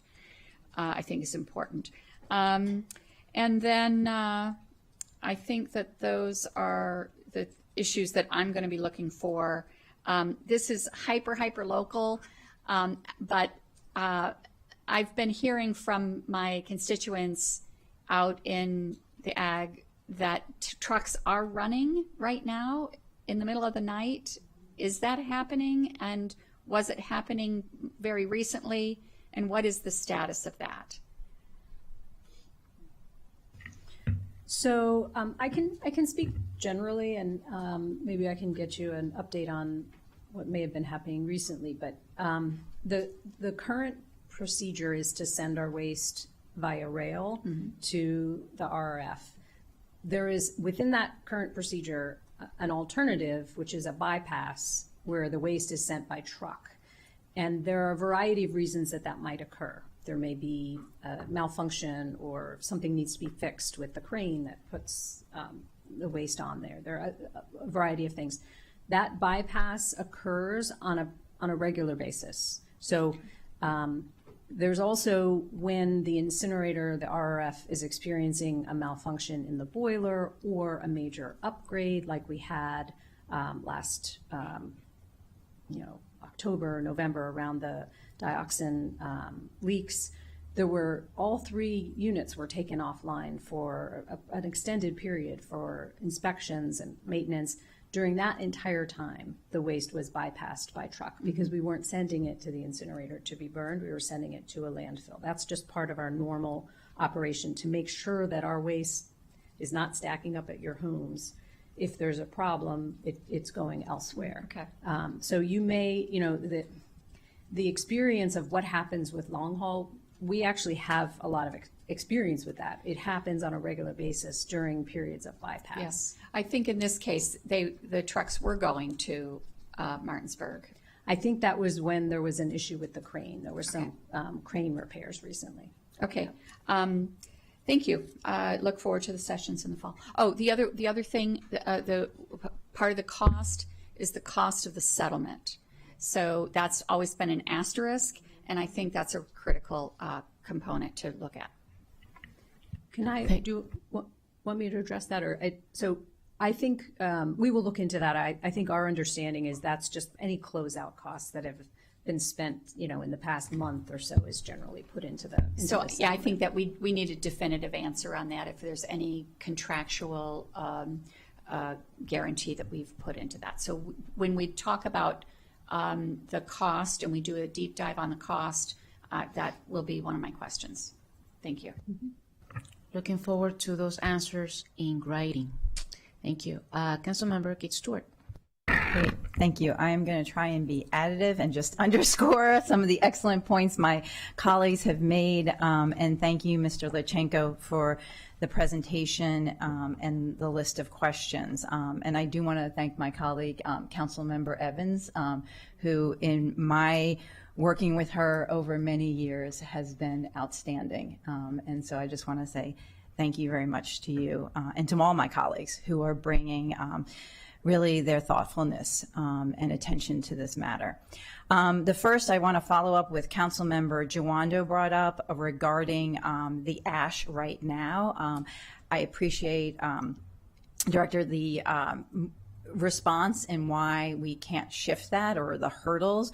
I do think in thinking about the written responses that will be provided and what we review in the fall, that will be very important to us because that is what we're doing right now. And as has been noted by my colleagues, any decision we make is going to take time to put in place. So understanding what our options are to reduce the impact we're having on other communities would be very important. Even if that means a longer term contract or other things that you've explored, I think this body needs to fully understand that. So that's the first thing. The second, a number of my colleagues have brought this up, which is really understanding the contracts, the costs involved in decommissioning the RRF. As Councilmember Balcom just said, the settlement costs. I appreciate the comment on the closeout costs. Having done a deeper dive on this last year, I think there are other things that the county may be responsible for, and I want to make sure that we are fully aware of what those are. Escalation provisions that were talked about, any other potential risks or things about that has been talked about regarding landfills closing or being under regulations of their local government. I think we need to understand that fully, and I appreciate Councilmember Balcom asking Ms. Wellens to give us direction on what is the best way to receive that information, because we need to be very comfortable, depending on the decision we make, that we are making a decision for the long term, for what's best for our community, and really understanding what we're committing ourselves to. Because that is not negotiations that we are party to. And I'm just going to say out loud that in the last couple of years, we have not always gotten straight information from this county executive on these matters. I want to see it. I want to see it in writing, and I want to understand what we are committing our community to. The next is impact on municipalities. We've talked about roads and trucks and everything, but during the budget, we did receive a letter from the mayor of Rockville, and I want to make sure specifically our municipalities of Rockville and Gaithersburg are asked if they have any concerns and feedback on the different options. And then finally, on the food scraps, I appreciate the looking at other sites. Just want to add whether or not we've talked to WSSC about their biosolids facility and other potential locations. Also, if we've looked into, because a number of advocates, Tacoma Park, as you all know, has curbside composting we've had for years. But some of the advocates on composting have talked about the fact that really what we should be looking at is smaller sites around the county to make it more feasible for people. And has that been explored? So anyway, don't expect any answers now, but would really appreciate written responses and to really fill these out in the coming months. And I want to thank the Council President for setting up this process. Thank you. Thank you. Next, Councilmember Lori Sells. Thank you, Council President, for scheduling this discussion. I think it is appropriate to have this after budget, and I appreciate all of the thoughtful comments and questions from my colleagues. We've been talking about this for a while, and you know, Director, you've inherited quite the challenge, and so I appreciate all of the time that you've spent talking with us about the different options that are before us, the limited options that we have. And, you know, I think Mr. Levchenko made it clear that there's no clean way to process this trash. There's no easy way. And we are one of the largest jurisdictions, and we're used to leading in most areas. And to hear that we're leading in this area, I just want to better understand what that means exactly. How are we evaluating the efficiency of our current system in comparison to some of the most innovative technology implemented worldwide? I'm not sure which conferences you're attending about, you know, waste processing, and I know that Europe has higher standards. And so I just want to make sure that we are fully exploring all of our options and not relying solely on what is here locally. So more information about how we are looking outside of the county and other jurisdictions and across the ocean. You know, the county executive has taken many trips internationally, and I want to make sure that if we're going to be talking about international travel and the economic impact of that. And I want to make sure that while we are taking those, you know,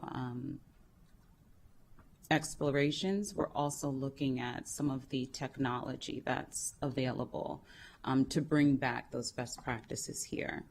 I know that we're going to get more information about the contracting and procurement of the current contract in Henrico County. And a lot has been said about that contract that was created before a lot of us joined this council. And not sure how much you know about how what went into this contract, if the contract was created solely through DEP, or if the Office of Procurement was also involved. I don't know how this works exactly. Yeah, Councilmember. And if you can state your name for the Sure. record. Jeff Seltzer, Deputy Director at DEP. I believe the initial contract was established through the Northeast Waste Disposal Authority and then transferred to the county, but we'll get you all those details about the actual contract as a follow-up.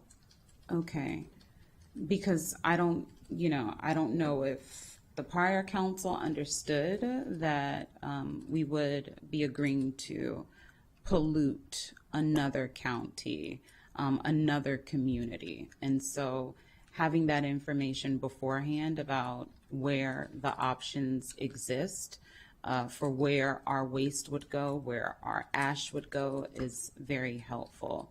And you've heard it from everyone. I've asked everyone. I've asked during closed sessions. I've asked in public about the RFP process. It's confusing to me that we are supposed to vote on something that we had no contribution to, no understanding of, how we are procuring or soliciting services to process the waste. When I'm not sure about what decisions are going into the contract process, how the RESJ evaluation of the contract was conducted, how many alternatives were explored. I know that when we met, I believe we had 3 options that you shared with us before contracting with Henrico County. I don't know how many existed because that was before your time.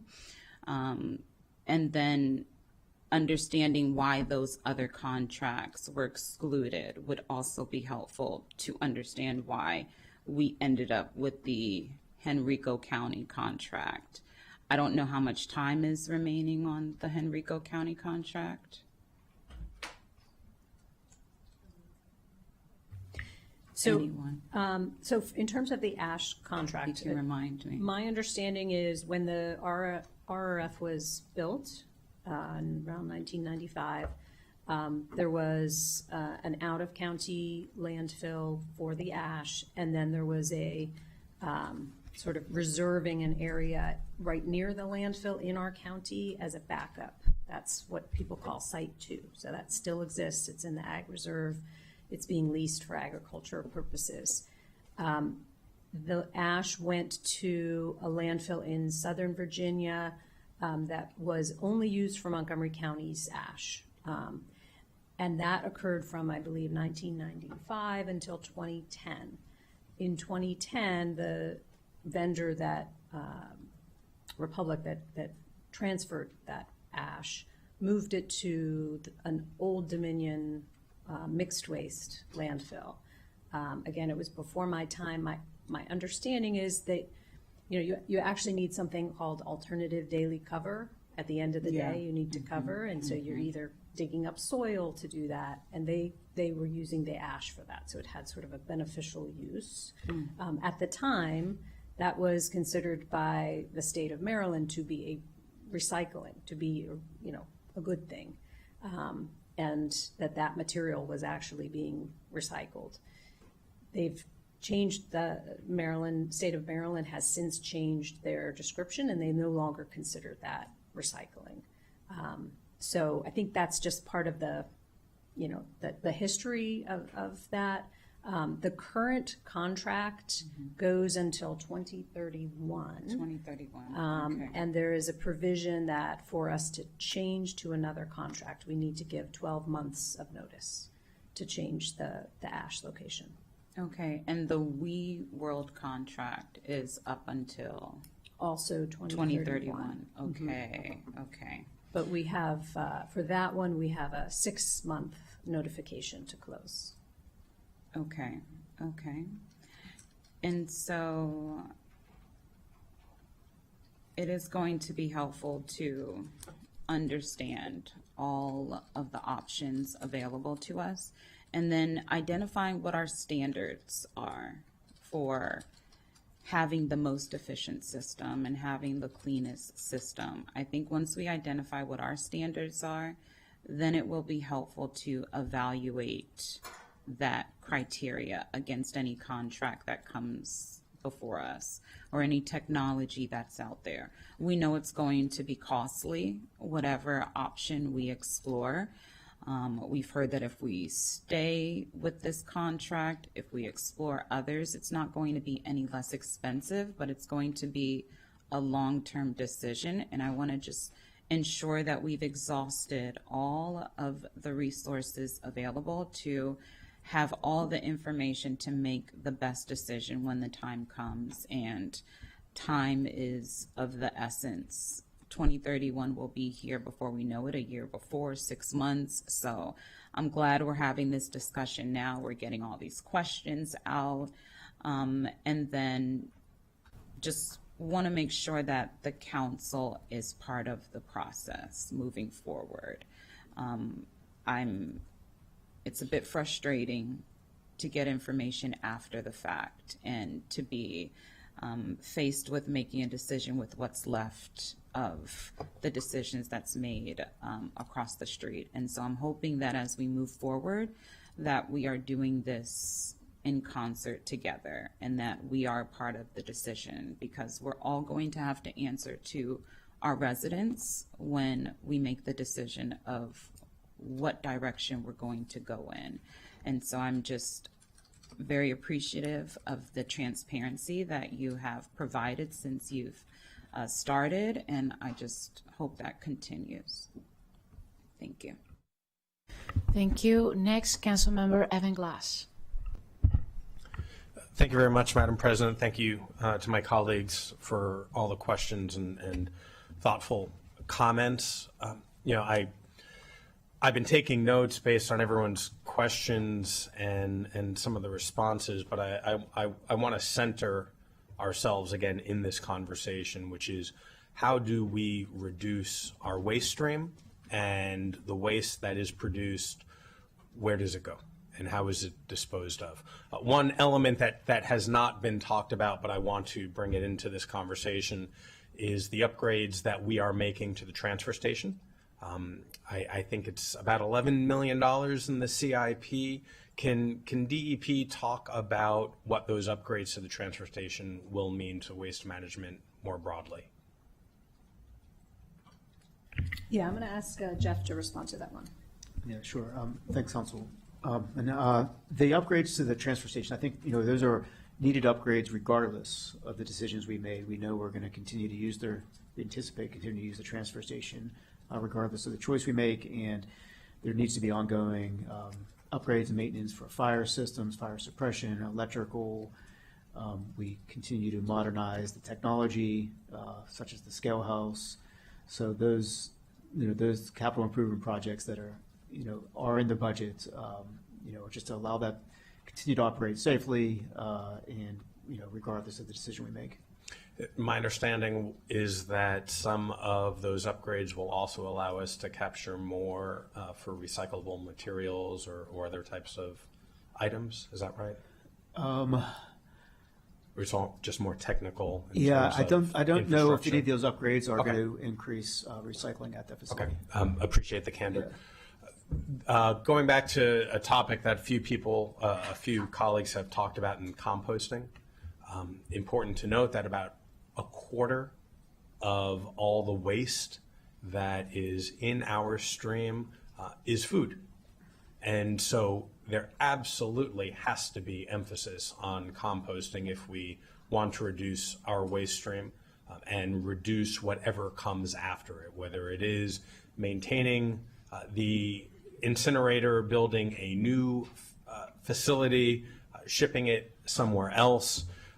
All of that gets reduced, and the need for those get reduced as we reduce our food.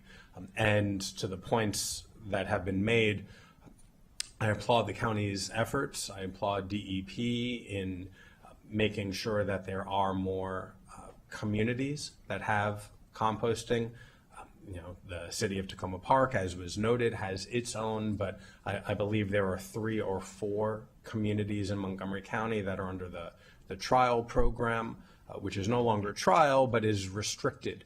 And I have been asked ad nauseum why we cannot expand that program.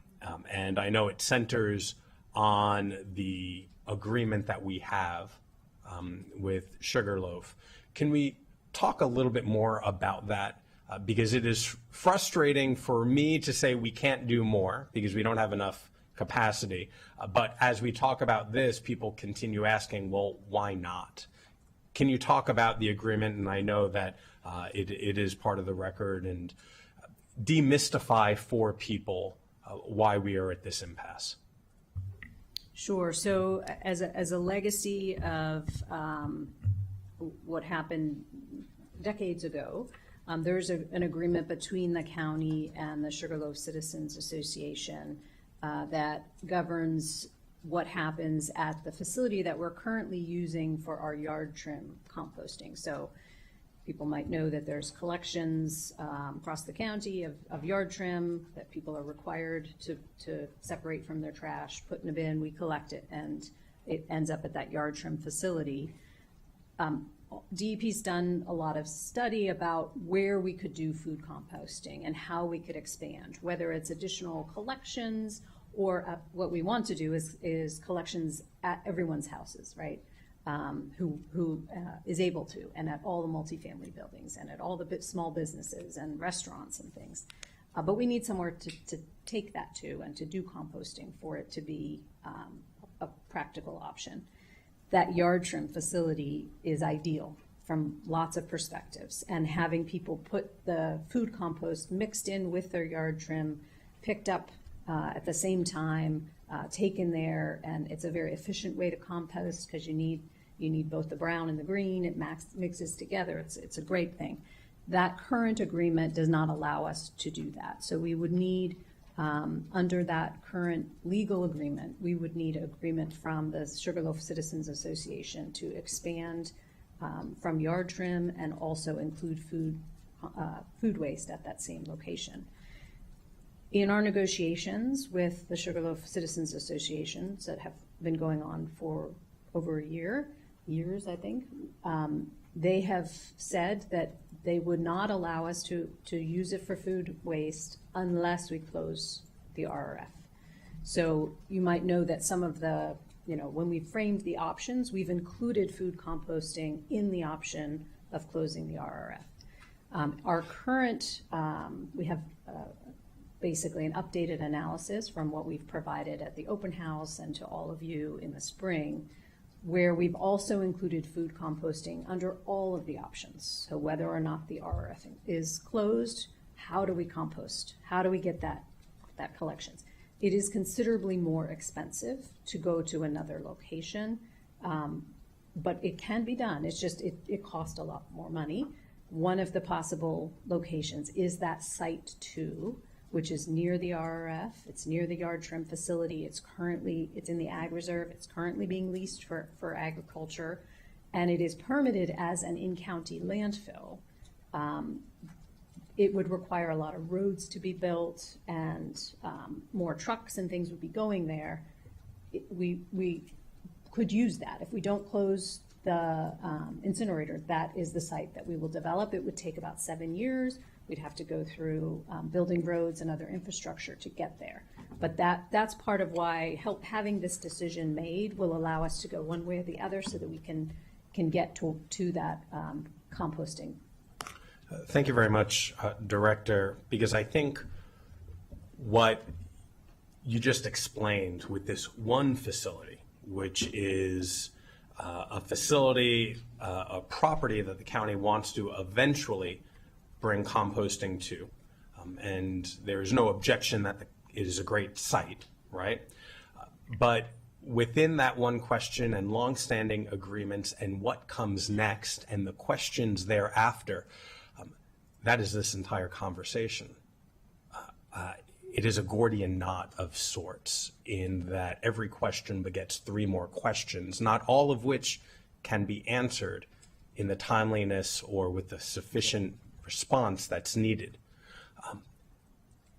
That's a really hard public conversation to have. There are calls, to do this good, cheap, fast, and you can only pick 2 of those 3 because as we recall 2 years ago, the county executive, when first starting this conversation, wanted to build basically a $1 billion facility. And I say $1 billion because we were only told publicly it would cost hundreds of millions, which I surmise is nearly $1 billion. And the other aspect, instead of good, fast, and cheap, I think what we're really talking about is good, fast, and equitable, because those are components that are near and dear to us and to who we are as a community. And nobody likes shipping trash or ash to low-income communities. But we also recognize that the good and the cheap also have to be determined because we don't have a whole lot of money for a whole lot of things right now. And I will not surmise what the CIP might be next year when it gets restarted for a 6-year program. But this would absolutely have to be part of that.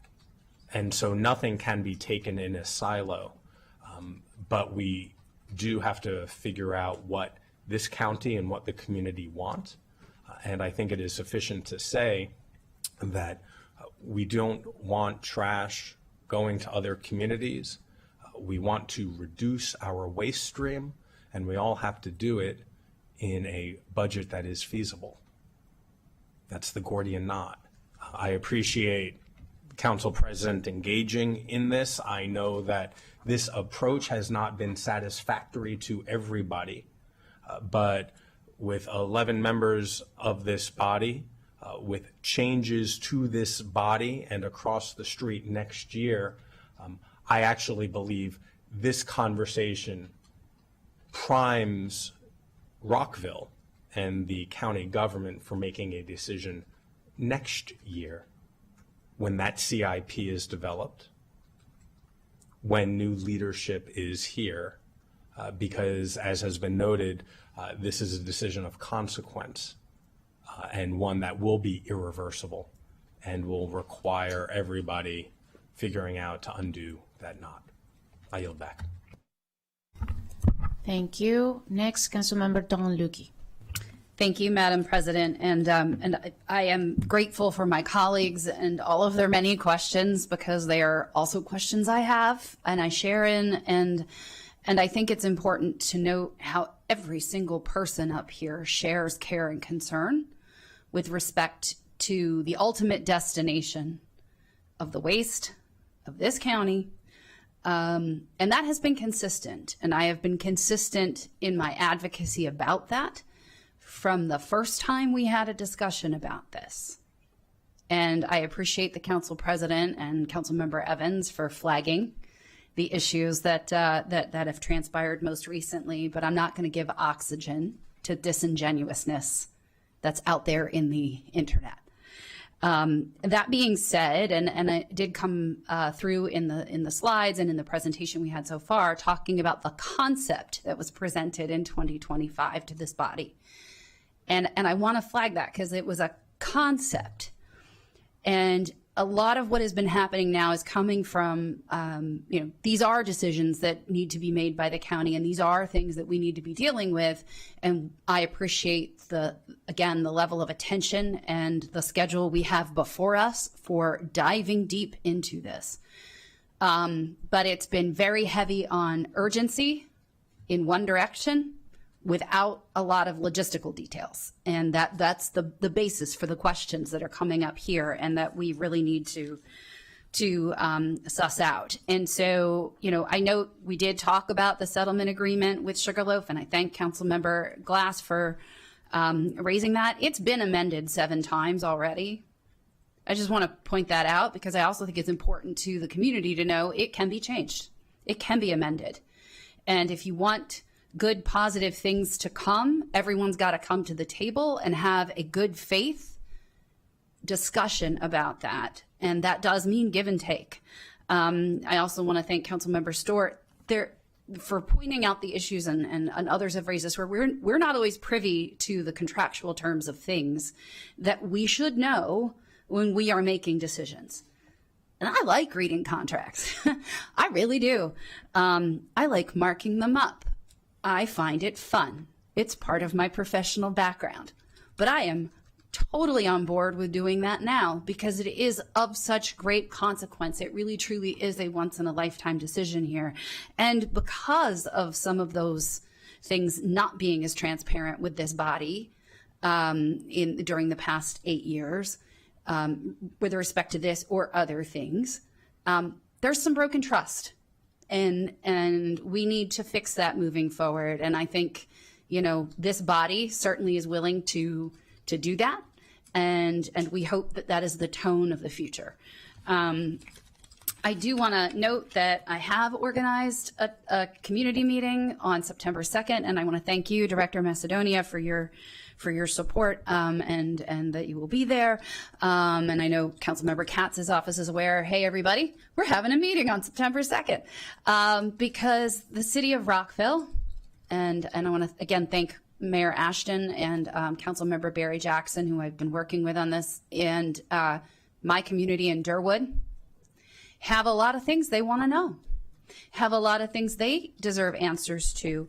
And I appreciate the questions related to the trash truck, but one of the things I think would be helpful if we can get before then so that we have it prepared to discuss that night, in addition to the things that Councilmember Katz already raised, the truck transport of ash quantity versus truck transport of landfill solid waste. So there's side-by-side comparisons. I also, I noticed that in the pyramid on the slide that Mr. Levchenko had, where the different ranked priorities and processes and things, we're real light on those top ones. We haven't, I mean, we do a lot. We do, but given the size of our county, like one of the things for me that, and I've raised this multiple times, is we don't have unified trash pickup across the county, period. We don't. So we do a good job with the recycling and we do the yard waste, but we still, if you want to talk about trucks, truck traffic, trucks schlepping around neighborhoods on different days of the week, sometimes in the same neighborhood because there's 4 different contractors picking up the same neighborhood's trash, that's a problem. We should be doing better for that. So if we're thinking about how we're going to make unified food scraps composting happen and pick up for that happen, we should be thinking about that with respect to the remainder of the solid waste too. And the reuse of methane gas versus reuse of electricity. We've not seen a comparison of that in a way that lets us see them side by side. So I think that would be useful. I'm sorry, I have a lot of notes because we've had a lot of questions. Roadway wear and tear. We didn't talk about that. But that is also a factor in the overall costs to the community. I note that you said it would take 7 years to put Site 2 into food scraps composting if that was an option, and that is, you know, and that's one piece of a possibility here. But that is where I have the ongoing concern is there is advocacy for an immediate change, yet the getting us to the enhanced top portion of that pyramid requires some time. And I do agree that 2031 will be here before we know it. So I do 100% accept the urgency of all of this. But unless and until we are doing certain things in parallel, and we can demonstrate that and have a coherent set of logistics for how that's going to work and the costs thereof that we can all evaluate, we're going to be stuck. So those are the critical things that we need in order to make those decisions. But there has been zero change in my position of not being willing to flip a switch on just shutting it all down, absent knowing all these other things and all these other critical pieces. Because again, I'm not going to make Montgomery County's trash somebody else's problem because we haven't done our work. And that is the bottom line. So I'm hoping everyone comes to the table in good faith to work through these issues moving forward, and that we are able to develop a strategic plan, recognizing the getting us there will take a little bit of time, but that we have a decision and a roadmap and a plan, and we are moving forward as one Montgomery County. Thank you. Thank you. Councilmember Kristen Mink. Thank you. The great majority of my questions have been asked, and so I will keep it short, but I do want to also express my appreciation to DEP, to our council staff, as well as very much to my colleagues. I think that this is really helpful part of the process. I did want to ask, so the RFP responses for the AWP are due September 14th, which is also around when we're starting work sessions on this issue. So I just want to have realistic expectations about what kind of analyses we're going to be able to review at that time, given the time constraints of when that RFP window is closing. So are you able to speak to that now, or is that something that you want to follow back on in terms of what you think you'll be able to produce in terms of a comparison by then? So I will say we have developed estimates of the advanced waste processing based on research, based on other facilities, including there's one in Virginia that's very similar. There's a lot of them in the country and in Europe, as you mentioned earlier, council member. So we have I think very reasonable estimates, but as you said, we'll get more detail from the actual vendor bids. We will be able to, I understand the concern of not being able to see the bids, and I will just say, that I think talking to the Office of the County Attorney, Procurement Office about the procurement sensitivity, we've asked for all of this information to be provided, but we also understand that there are procurement confidentiality rules, so forth. So we do need to follow those rules, and I'm being guided by our Office of County Attorney, which I would encourage all of you to ask those same questions too. Mm-hmm. So I don't want to overpromise that those bids will be provided, because my understanding is that that's not within our county procedures. But in terms of being able to provide the range of costs, and are we in the right ballpark with the estimates that we've already provided based on our extensive research and all of the data that's out there already. So I think we have a good amount of information on the possible cost of advanced waste processing. Got it. Thank you. And then lastly, I'll just note that there's obviously a lot of interest from everybody in that, reduce part of the inverted pyramid there. So if there are, and part of that, is part of this overall process, the composting, all of that. But if there are additional policy or legislative actions that we could be a partner in, please do bring those to us at any time. I think we'll all want to be a partner in that. Some of it may seem tangential, but certainly could be impactful. The plastic bag ban, for example, I'll note as an example of an action that is relevant here. And are there more actions that we could take that could be, a piece of the puzzle here? What else could we do to promote, compostable and recyclable packaging, buying local, et cetera, these things that will ultimately feed into our ultimate destination here. Yeah, thank you so much. I agree. And I will just say, while there's certainly more that we could do, and we will look at what are some options, but I don't think it's fair to say that we haven't done higher things on the pyramid. I think the county has implemented over the years quite a lot in terms of the higher levels of the pyramid and aiming for zero waste, and both through education and outreach campaigns and working with small businesses and large businesses. And so it's a continual improvement process, but as you mentioned, a lot has been done, and as a county, our waste diversion numbers are actually quite good relative to, if you look at other similar counties. So we're well on our way, but it doesn't mean magically we're going to get rid of all of the waste. We're still going to have something to dispose of. So we'll still have these important discussions. Thanks. Absolutely. Thank you. And I think if there's one thing that this presentation and this ongoing conversation demonstrates, it's that we cannot convey the entirety of this discussion with the inverted pyramid, which is why there's multiple models and then hours of discussion surrounding it. So I'm glad that we're able to make this public, because the public needs to understand this as well. So thanks. Thank you. Next, Councilmember Andrew Friedson.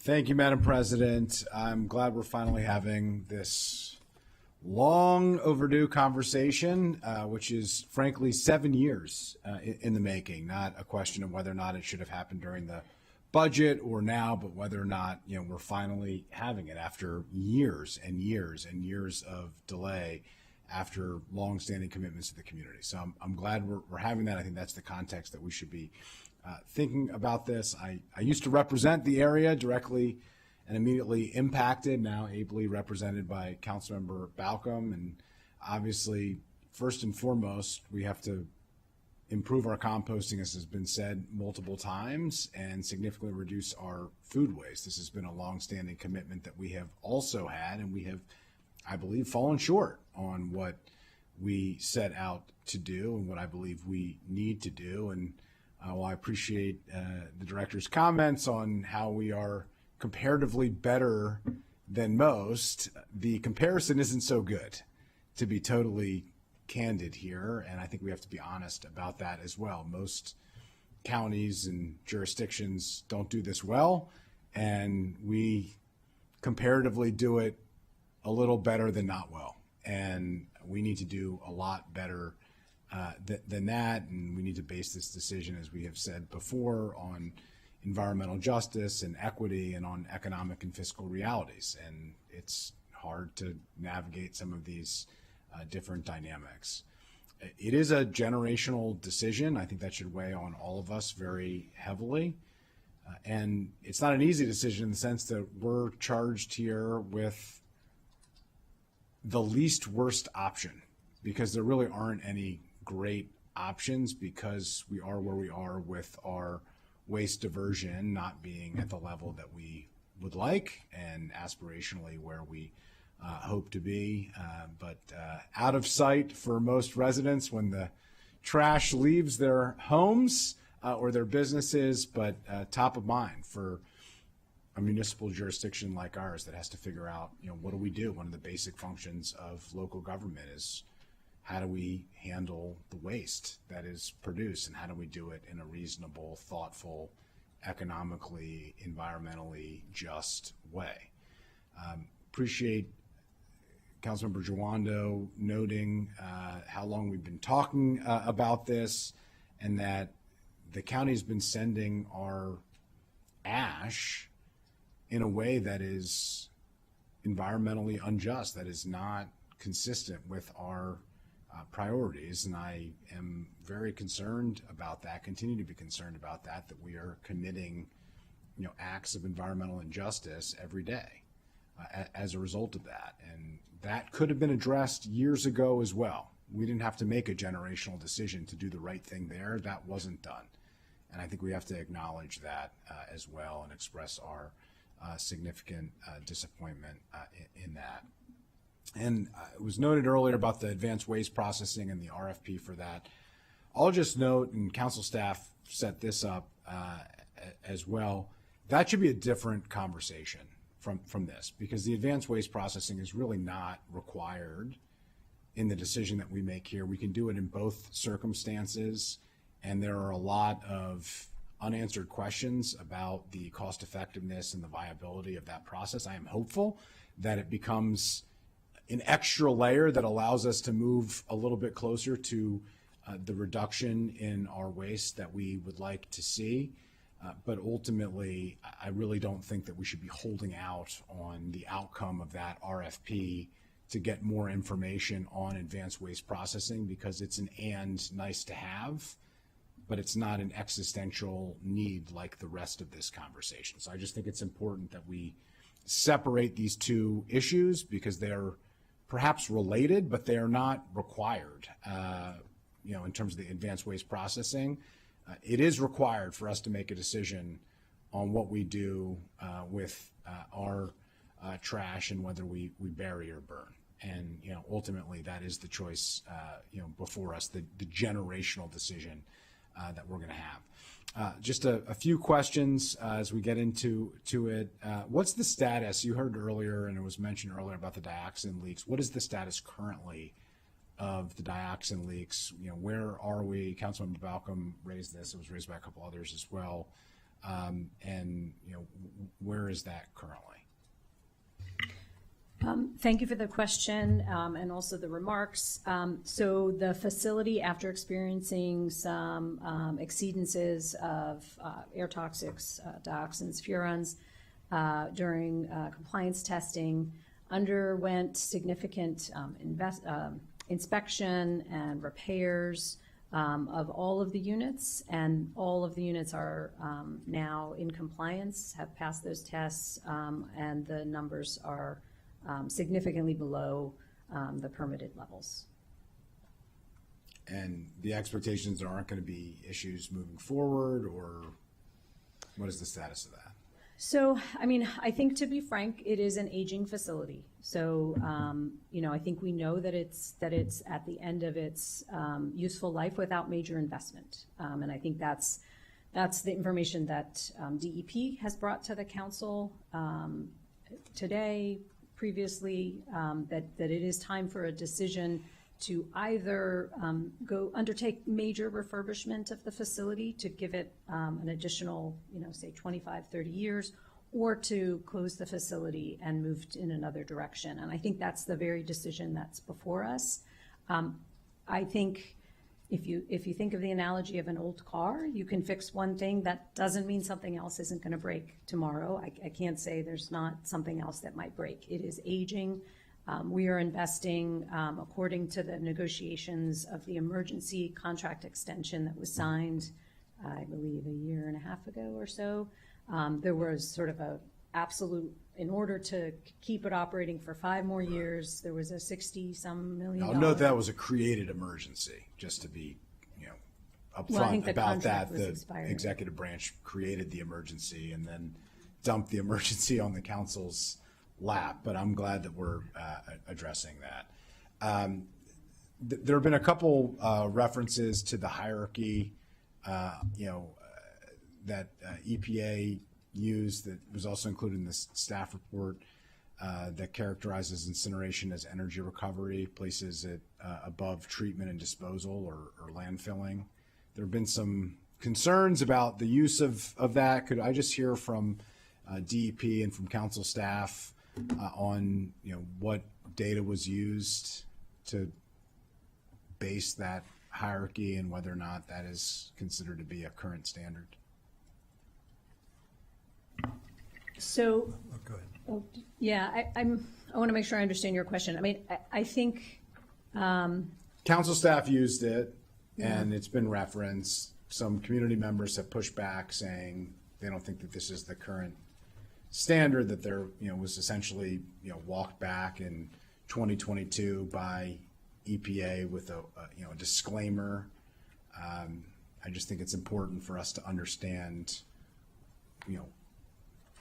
what the objective data is that we're looking at. And obviously it's a little bit of a Rorschach test. You can look at it and see what you want, but I just wanted to ask the question since it's been raised.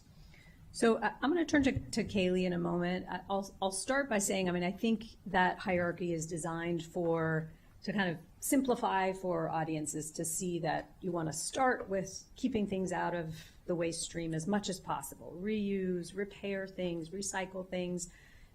And then, it's getting smaller and smaller. You're trying to divert as much as possible before you get to the bottom of it, which is bury or burn.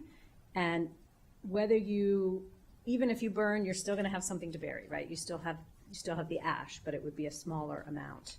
I think the point that I made earlier, I don't know if this is what you're talking about, was just that whether it's a incinerator or a landfill, there is energy recovery in both cases. One is electricity, the other is captured methane, which can be used to offset fossil fuel.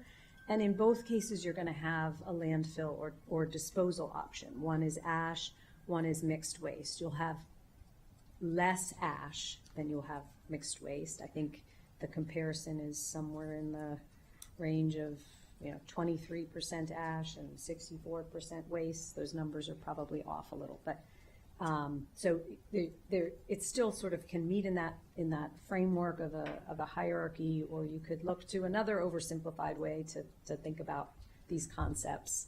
I think they're just trying to sort of capture the point that you want to divert as much as you can from the waste stream, because there are environmental impacts, there are cost impacts to any of the final disposal options of what's left. Is there anything to add to that to clarify?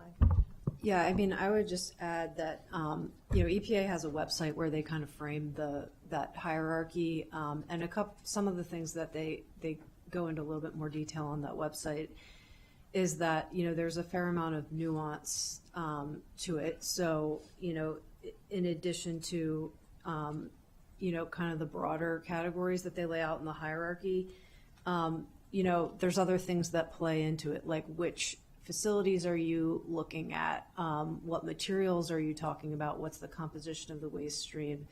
And so EPA kind of acknowledges that this hierarchy isn't necessarily applicable to every situation and every material. There is some nuance to it, and it's intended to be kind of like an educational tool that can be used to give a general sense of where effort should be placed. So we want to focus first on reducing the waste, and then on recycling, and then on proper disposal. The other thing that I'll just mention about the energy recovery is I think when you get down to that bottom part of the hierarchy, the point that EPA is trying to make is that disposal with energy recovery is preferred to disposal without energy recovery. So, they even in their descriptions on the website include landfill gas to energy in that energy recovery tier. So that would be the comparison of our old process where we weren't doing the methane capture versus. Right. Yeah. So, with the methane landfilling capture, that we would be just to looking clarify. at would be including some energy recovery. And if I could just add, I think when you see our analysis of how we weigh these things, like the nuance that Kaylee's talking about, we incorporate that. We're looking at our actual waste composition study, how much organics are in there, which influences how much methane and greenhouse gases you create. So, our analysis is very specific to, what we have here in the county. Thank you. Anything to add, Mr. Levchenko? Yeah, I would just note the hierarchy dates back to the Obama administration. So it is not a new hierarchy. And as you just heard, there's a lot of nuance to it. And new studies, we pointed to a study in the slides that talked about how you really do need to look at specific facilities. How good is the methane capture at a facility? How clean or modern is your incinerator? Those will definitely factor into a comparison. Appreciate that. I think it's important. I mean, we're incinerating right now, but we're incinerating in not a very modern way. We were landfilling in not a particularly modern way with no methane capture. So I do think the nuance is important and helpful, and I think we should be mindful of that. Last question before I yield back. There's a number of references to Site 2. Site 2 is obviously being leased and used for other purposes currently. What, if any, thought process is there for Site 2 by DEP? Near term, long term. What's your thought process there? So Site 2 is, as a county-owned location in the vicinity, it is certainly, when we look at options for where to do things, that's one of the options. It's one of the options for disposal, and it's one of the options for food composting. There are some particular reasons why there would be a lot of challenges to use that site for either of those purposes. So we are also, when we do the analysis, we're considering the significant costs that would go into building the roads and things to make it used, the other infrastructure, and then also considering the time involved with permitting and litigation. We know there's sort of a long history there that would, likely play out in a litigation process. And there is a sole source aquifer that is in the vicinity. There's certain reasons why I think that's not a quick, smooth option to develop, but it is something that we have included as part of the analysis. I think there are better options, and it's not our recommended option at this stage. Anything to add to that? And do we have all of the written out analyses that have been done on Site 2 and otherwise? So we have provided a lot of information to you all ahead of the budget process in the spring, and from the prior questions. And then I know there's sort of a new set of questions, which are in some cases the same questions in different ways. So we will provide that information to you again. I think, I'm not sure. Yeah, my question is, you said you've done an analysis, aspects. and it just would be helpful for us to receive a clear depiction of what those analyses have been for our consideration, and if appropriate and legally allowed, the public to be aware of what those analyses are. Because I think there's, a lot of times in this scenario, and you're hearing some of the palpable frustration from some colleagues as part of this, where it's, well, don't worry, we studied it and this is our conclusion. And well, we want to know what you studied and how you came to that conclusion, and we're going to make our own decision, because ultimately, if we're making a generational decision, it involves hundreds of millions of dollars and major impacts on not just our community, but on other communities, then we ought to have all of the information before us. And I think there's been a continued belief and feeling that we haven't had all of the information always in this. So I am asking now, this is my request, all of the information, all of the analyses, all of the sites, all of the scenarios that you have looked at and that you weighed, if you dismiss them because they were the worst of the least worst options, then we'd like to know why and what analysis went into that and how you came to those conclusions. Okay, we will send you, in particular, the food composting analysis of multiple sites. Again, some of it was dismissed fairly early on because of the significant difference in cost and time, the extra cost and extra time to devote that. Just be helpful to know exactly what was the amount of time, what was the cost, why was it dismissed, when was it dismissed? I mean, if you dismissed it early, just tell us when and why, and for what specific reasons. And if it's as obvious as you're saying it was, which perhaps it was, then we should all come to the exact same conclusion. But at least we'll be confident in the conclusion that we have reached, and we'll feel confident in why you reached it. We will resend it. Thank you. I appreciate that. Well, thank you to everybody. This is a very serious conversation, a very important conversation. I am very glad we are having it, and I look forward to us making a decision during this council term. Thanks. Thank you very much. And I have somebody who wants to ask one quick question. Go ahead, Councilmember Lorenzo. Thank you, Madam President. So Councilmember Katz mentioned homes in the county's trash all go to the Shady Grove processing facility. Does that include the HOAs and the condos who are privately contracted with trash companies that are different from the county pickup? So yeah, I'm going to ask. They all start there. Yeah, I'm going to ask my colleague to respond. Thank you. Kaylee, please correct me if I'm wrong, but the private contractors can come to our facilities, but they're not required to. So we get some of that trash, but some of it can go to other private facilities if they choose. So we're not it's a mixture. sure. about all of the trash processing within the county or how it's getting processed outside of the county? Is there a way that we, go ahead, Mr. Well, Levchenko. for single-family homes, regardless of what district they're in, Yes. The homeowner pays a disposal charge Yes. on their tax bill. Mm-hmm. So the collector, whether the whoever's collecting the trash, does not pay a tipping fee for single-family trash Okay. going to the transfer station. Okay. So are they required to go to the transfer station? No. No. But it's either that or they pay a tipping fee somewhere else. Okay. So they are more than likely going to the transfer station for single-family home trash. Yes. Now, municipalities, multifamily, those are different.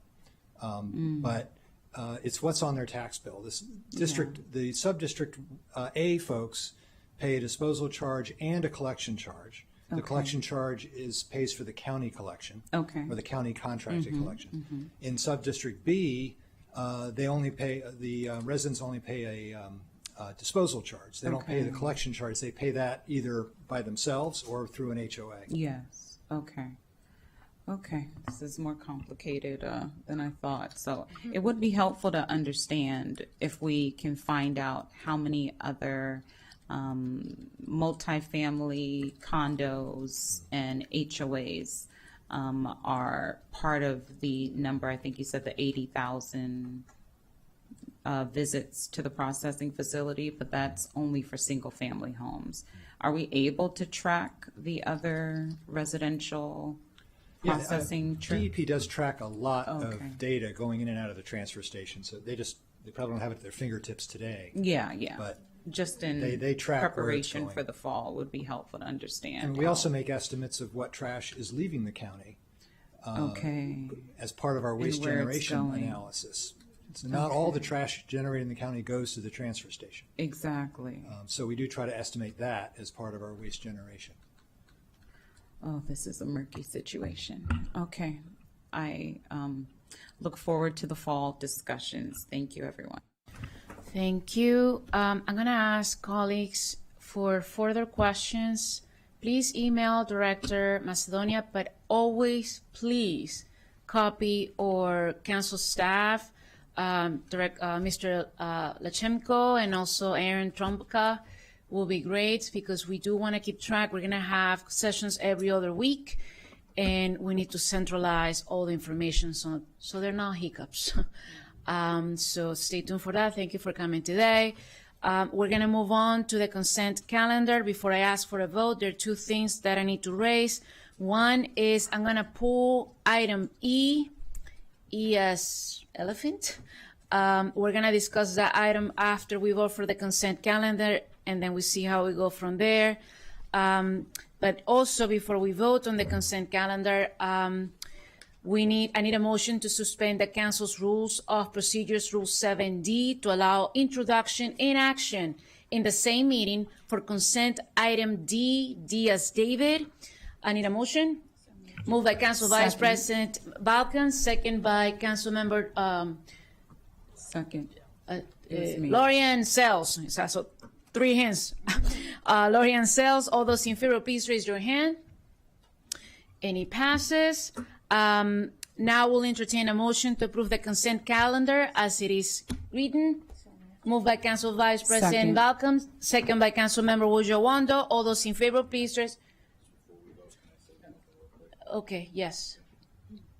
Thank you. I'm going to vote for this like we all are, but I want to mention, we didn't pull it off, the D item. I didn't want. Yeah, I want to mention it though, because this is to put on the charter that we have to do pending the required signatures of this petition to put a question A on the ballot.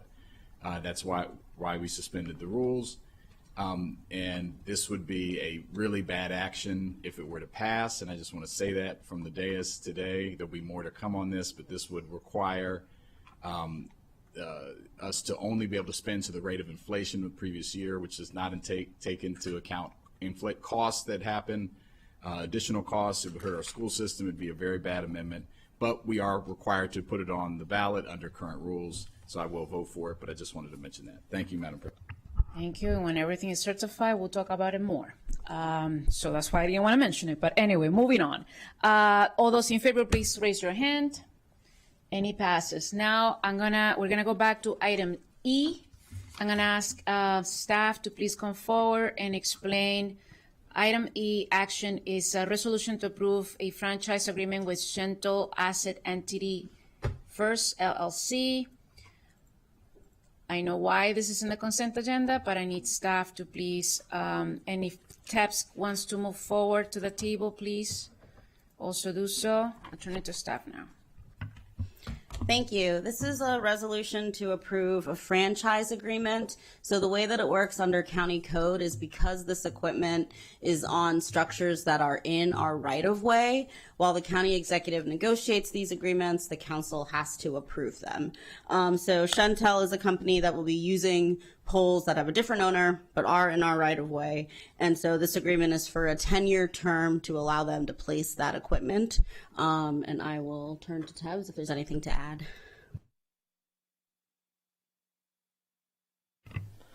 Yes, this is a franchise. Shentel is actually a provider Mitsuko Herrera from the Department of Technology and Enterprise Business Solutions.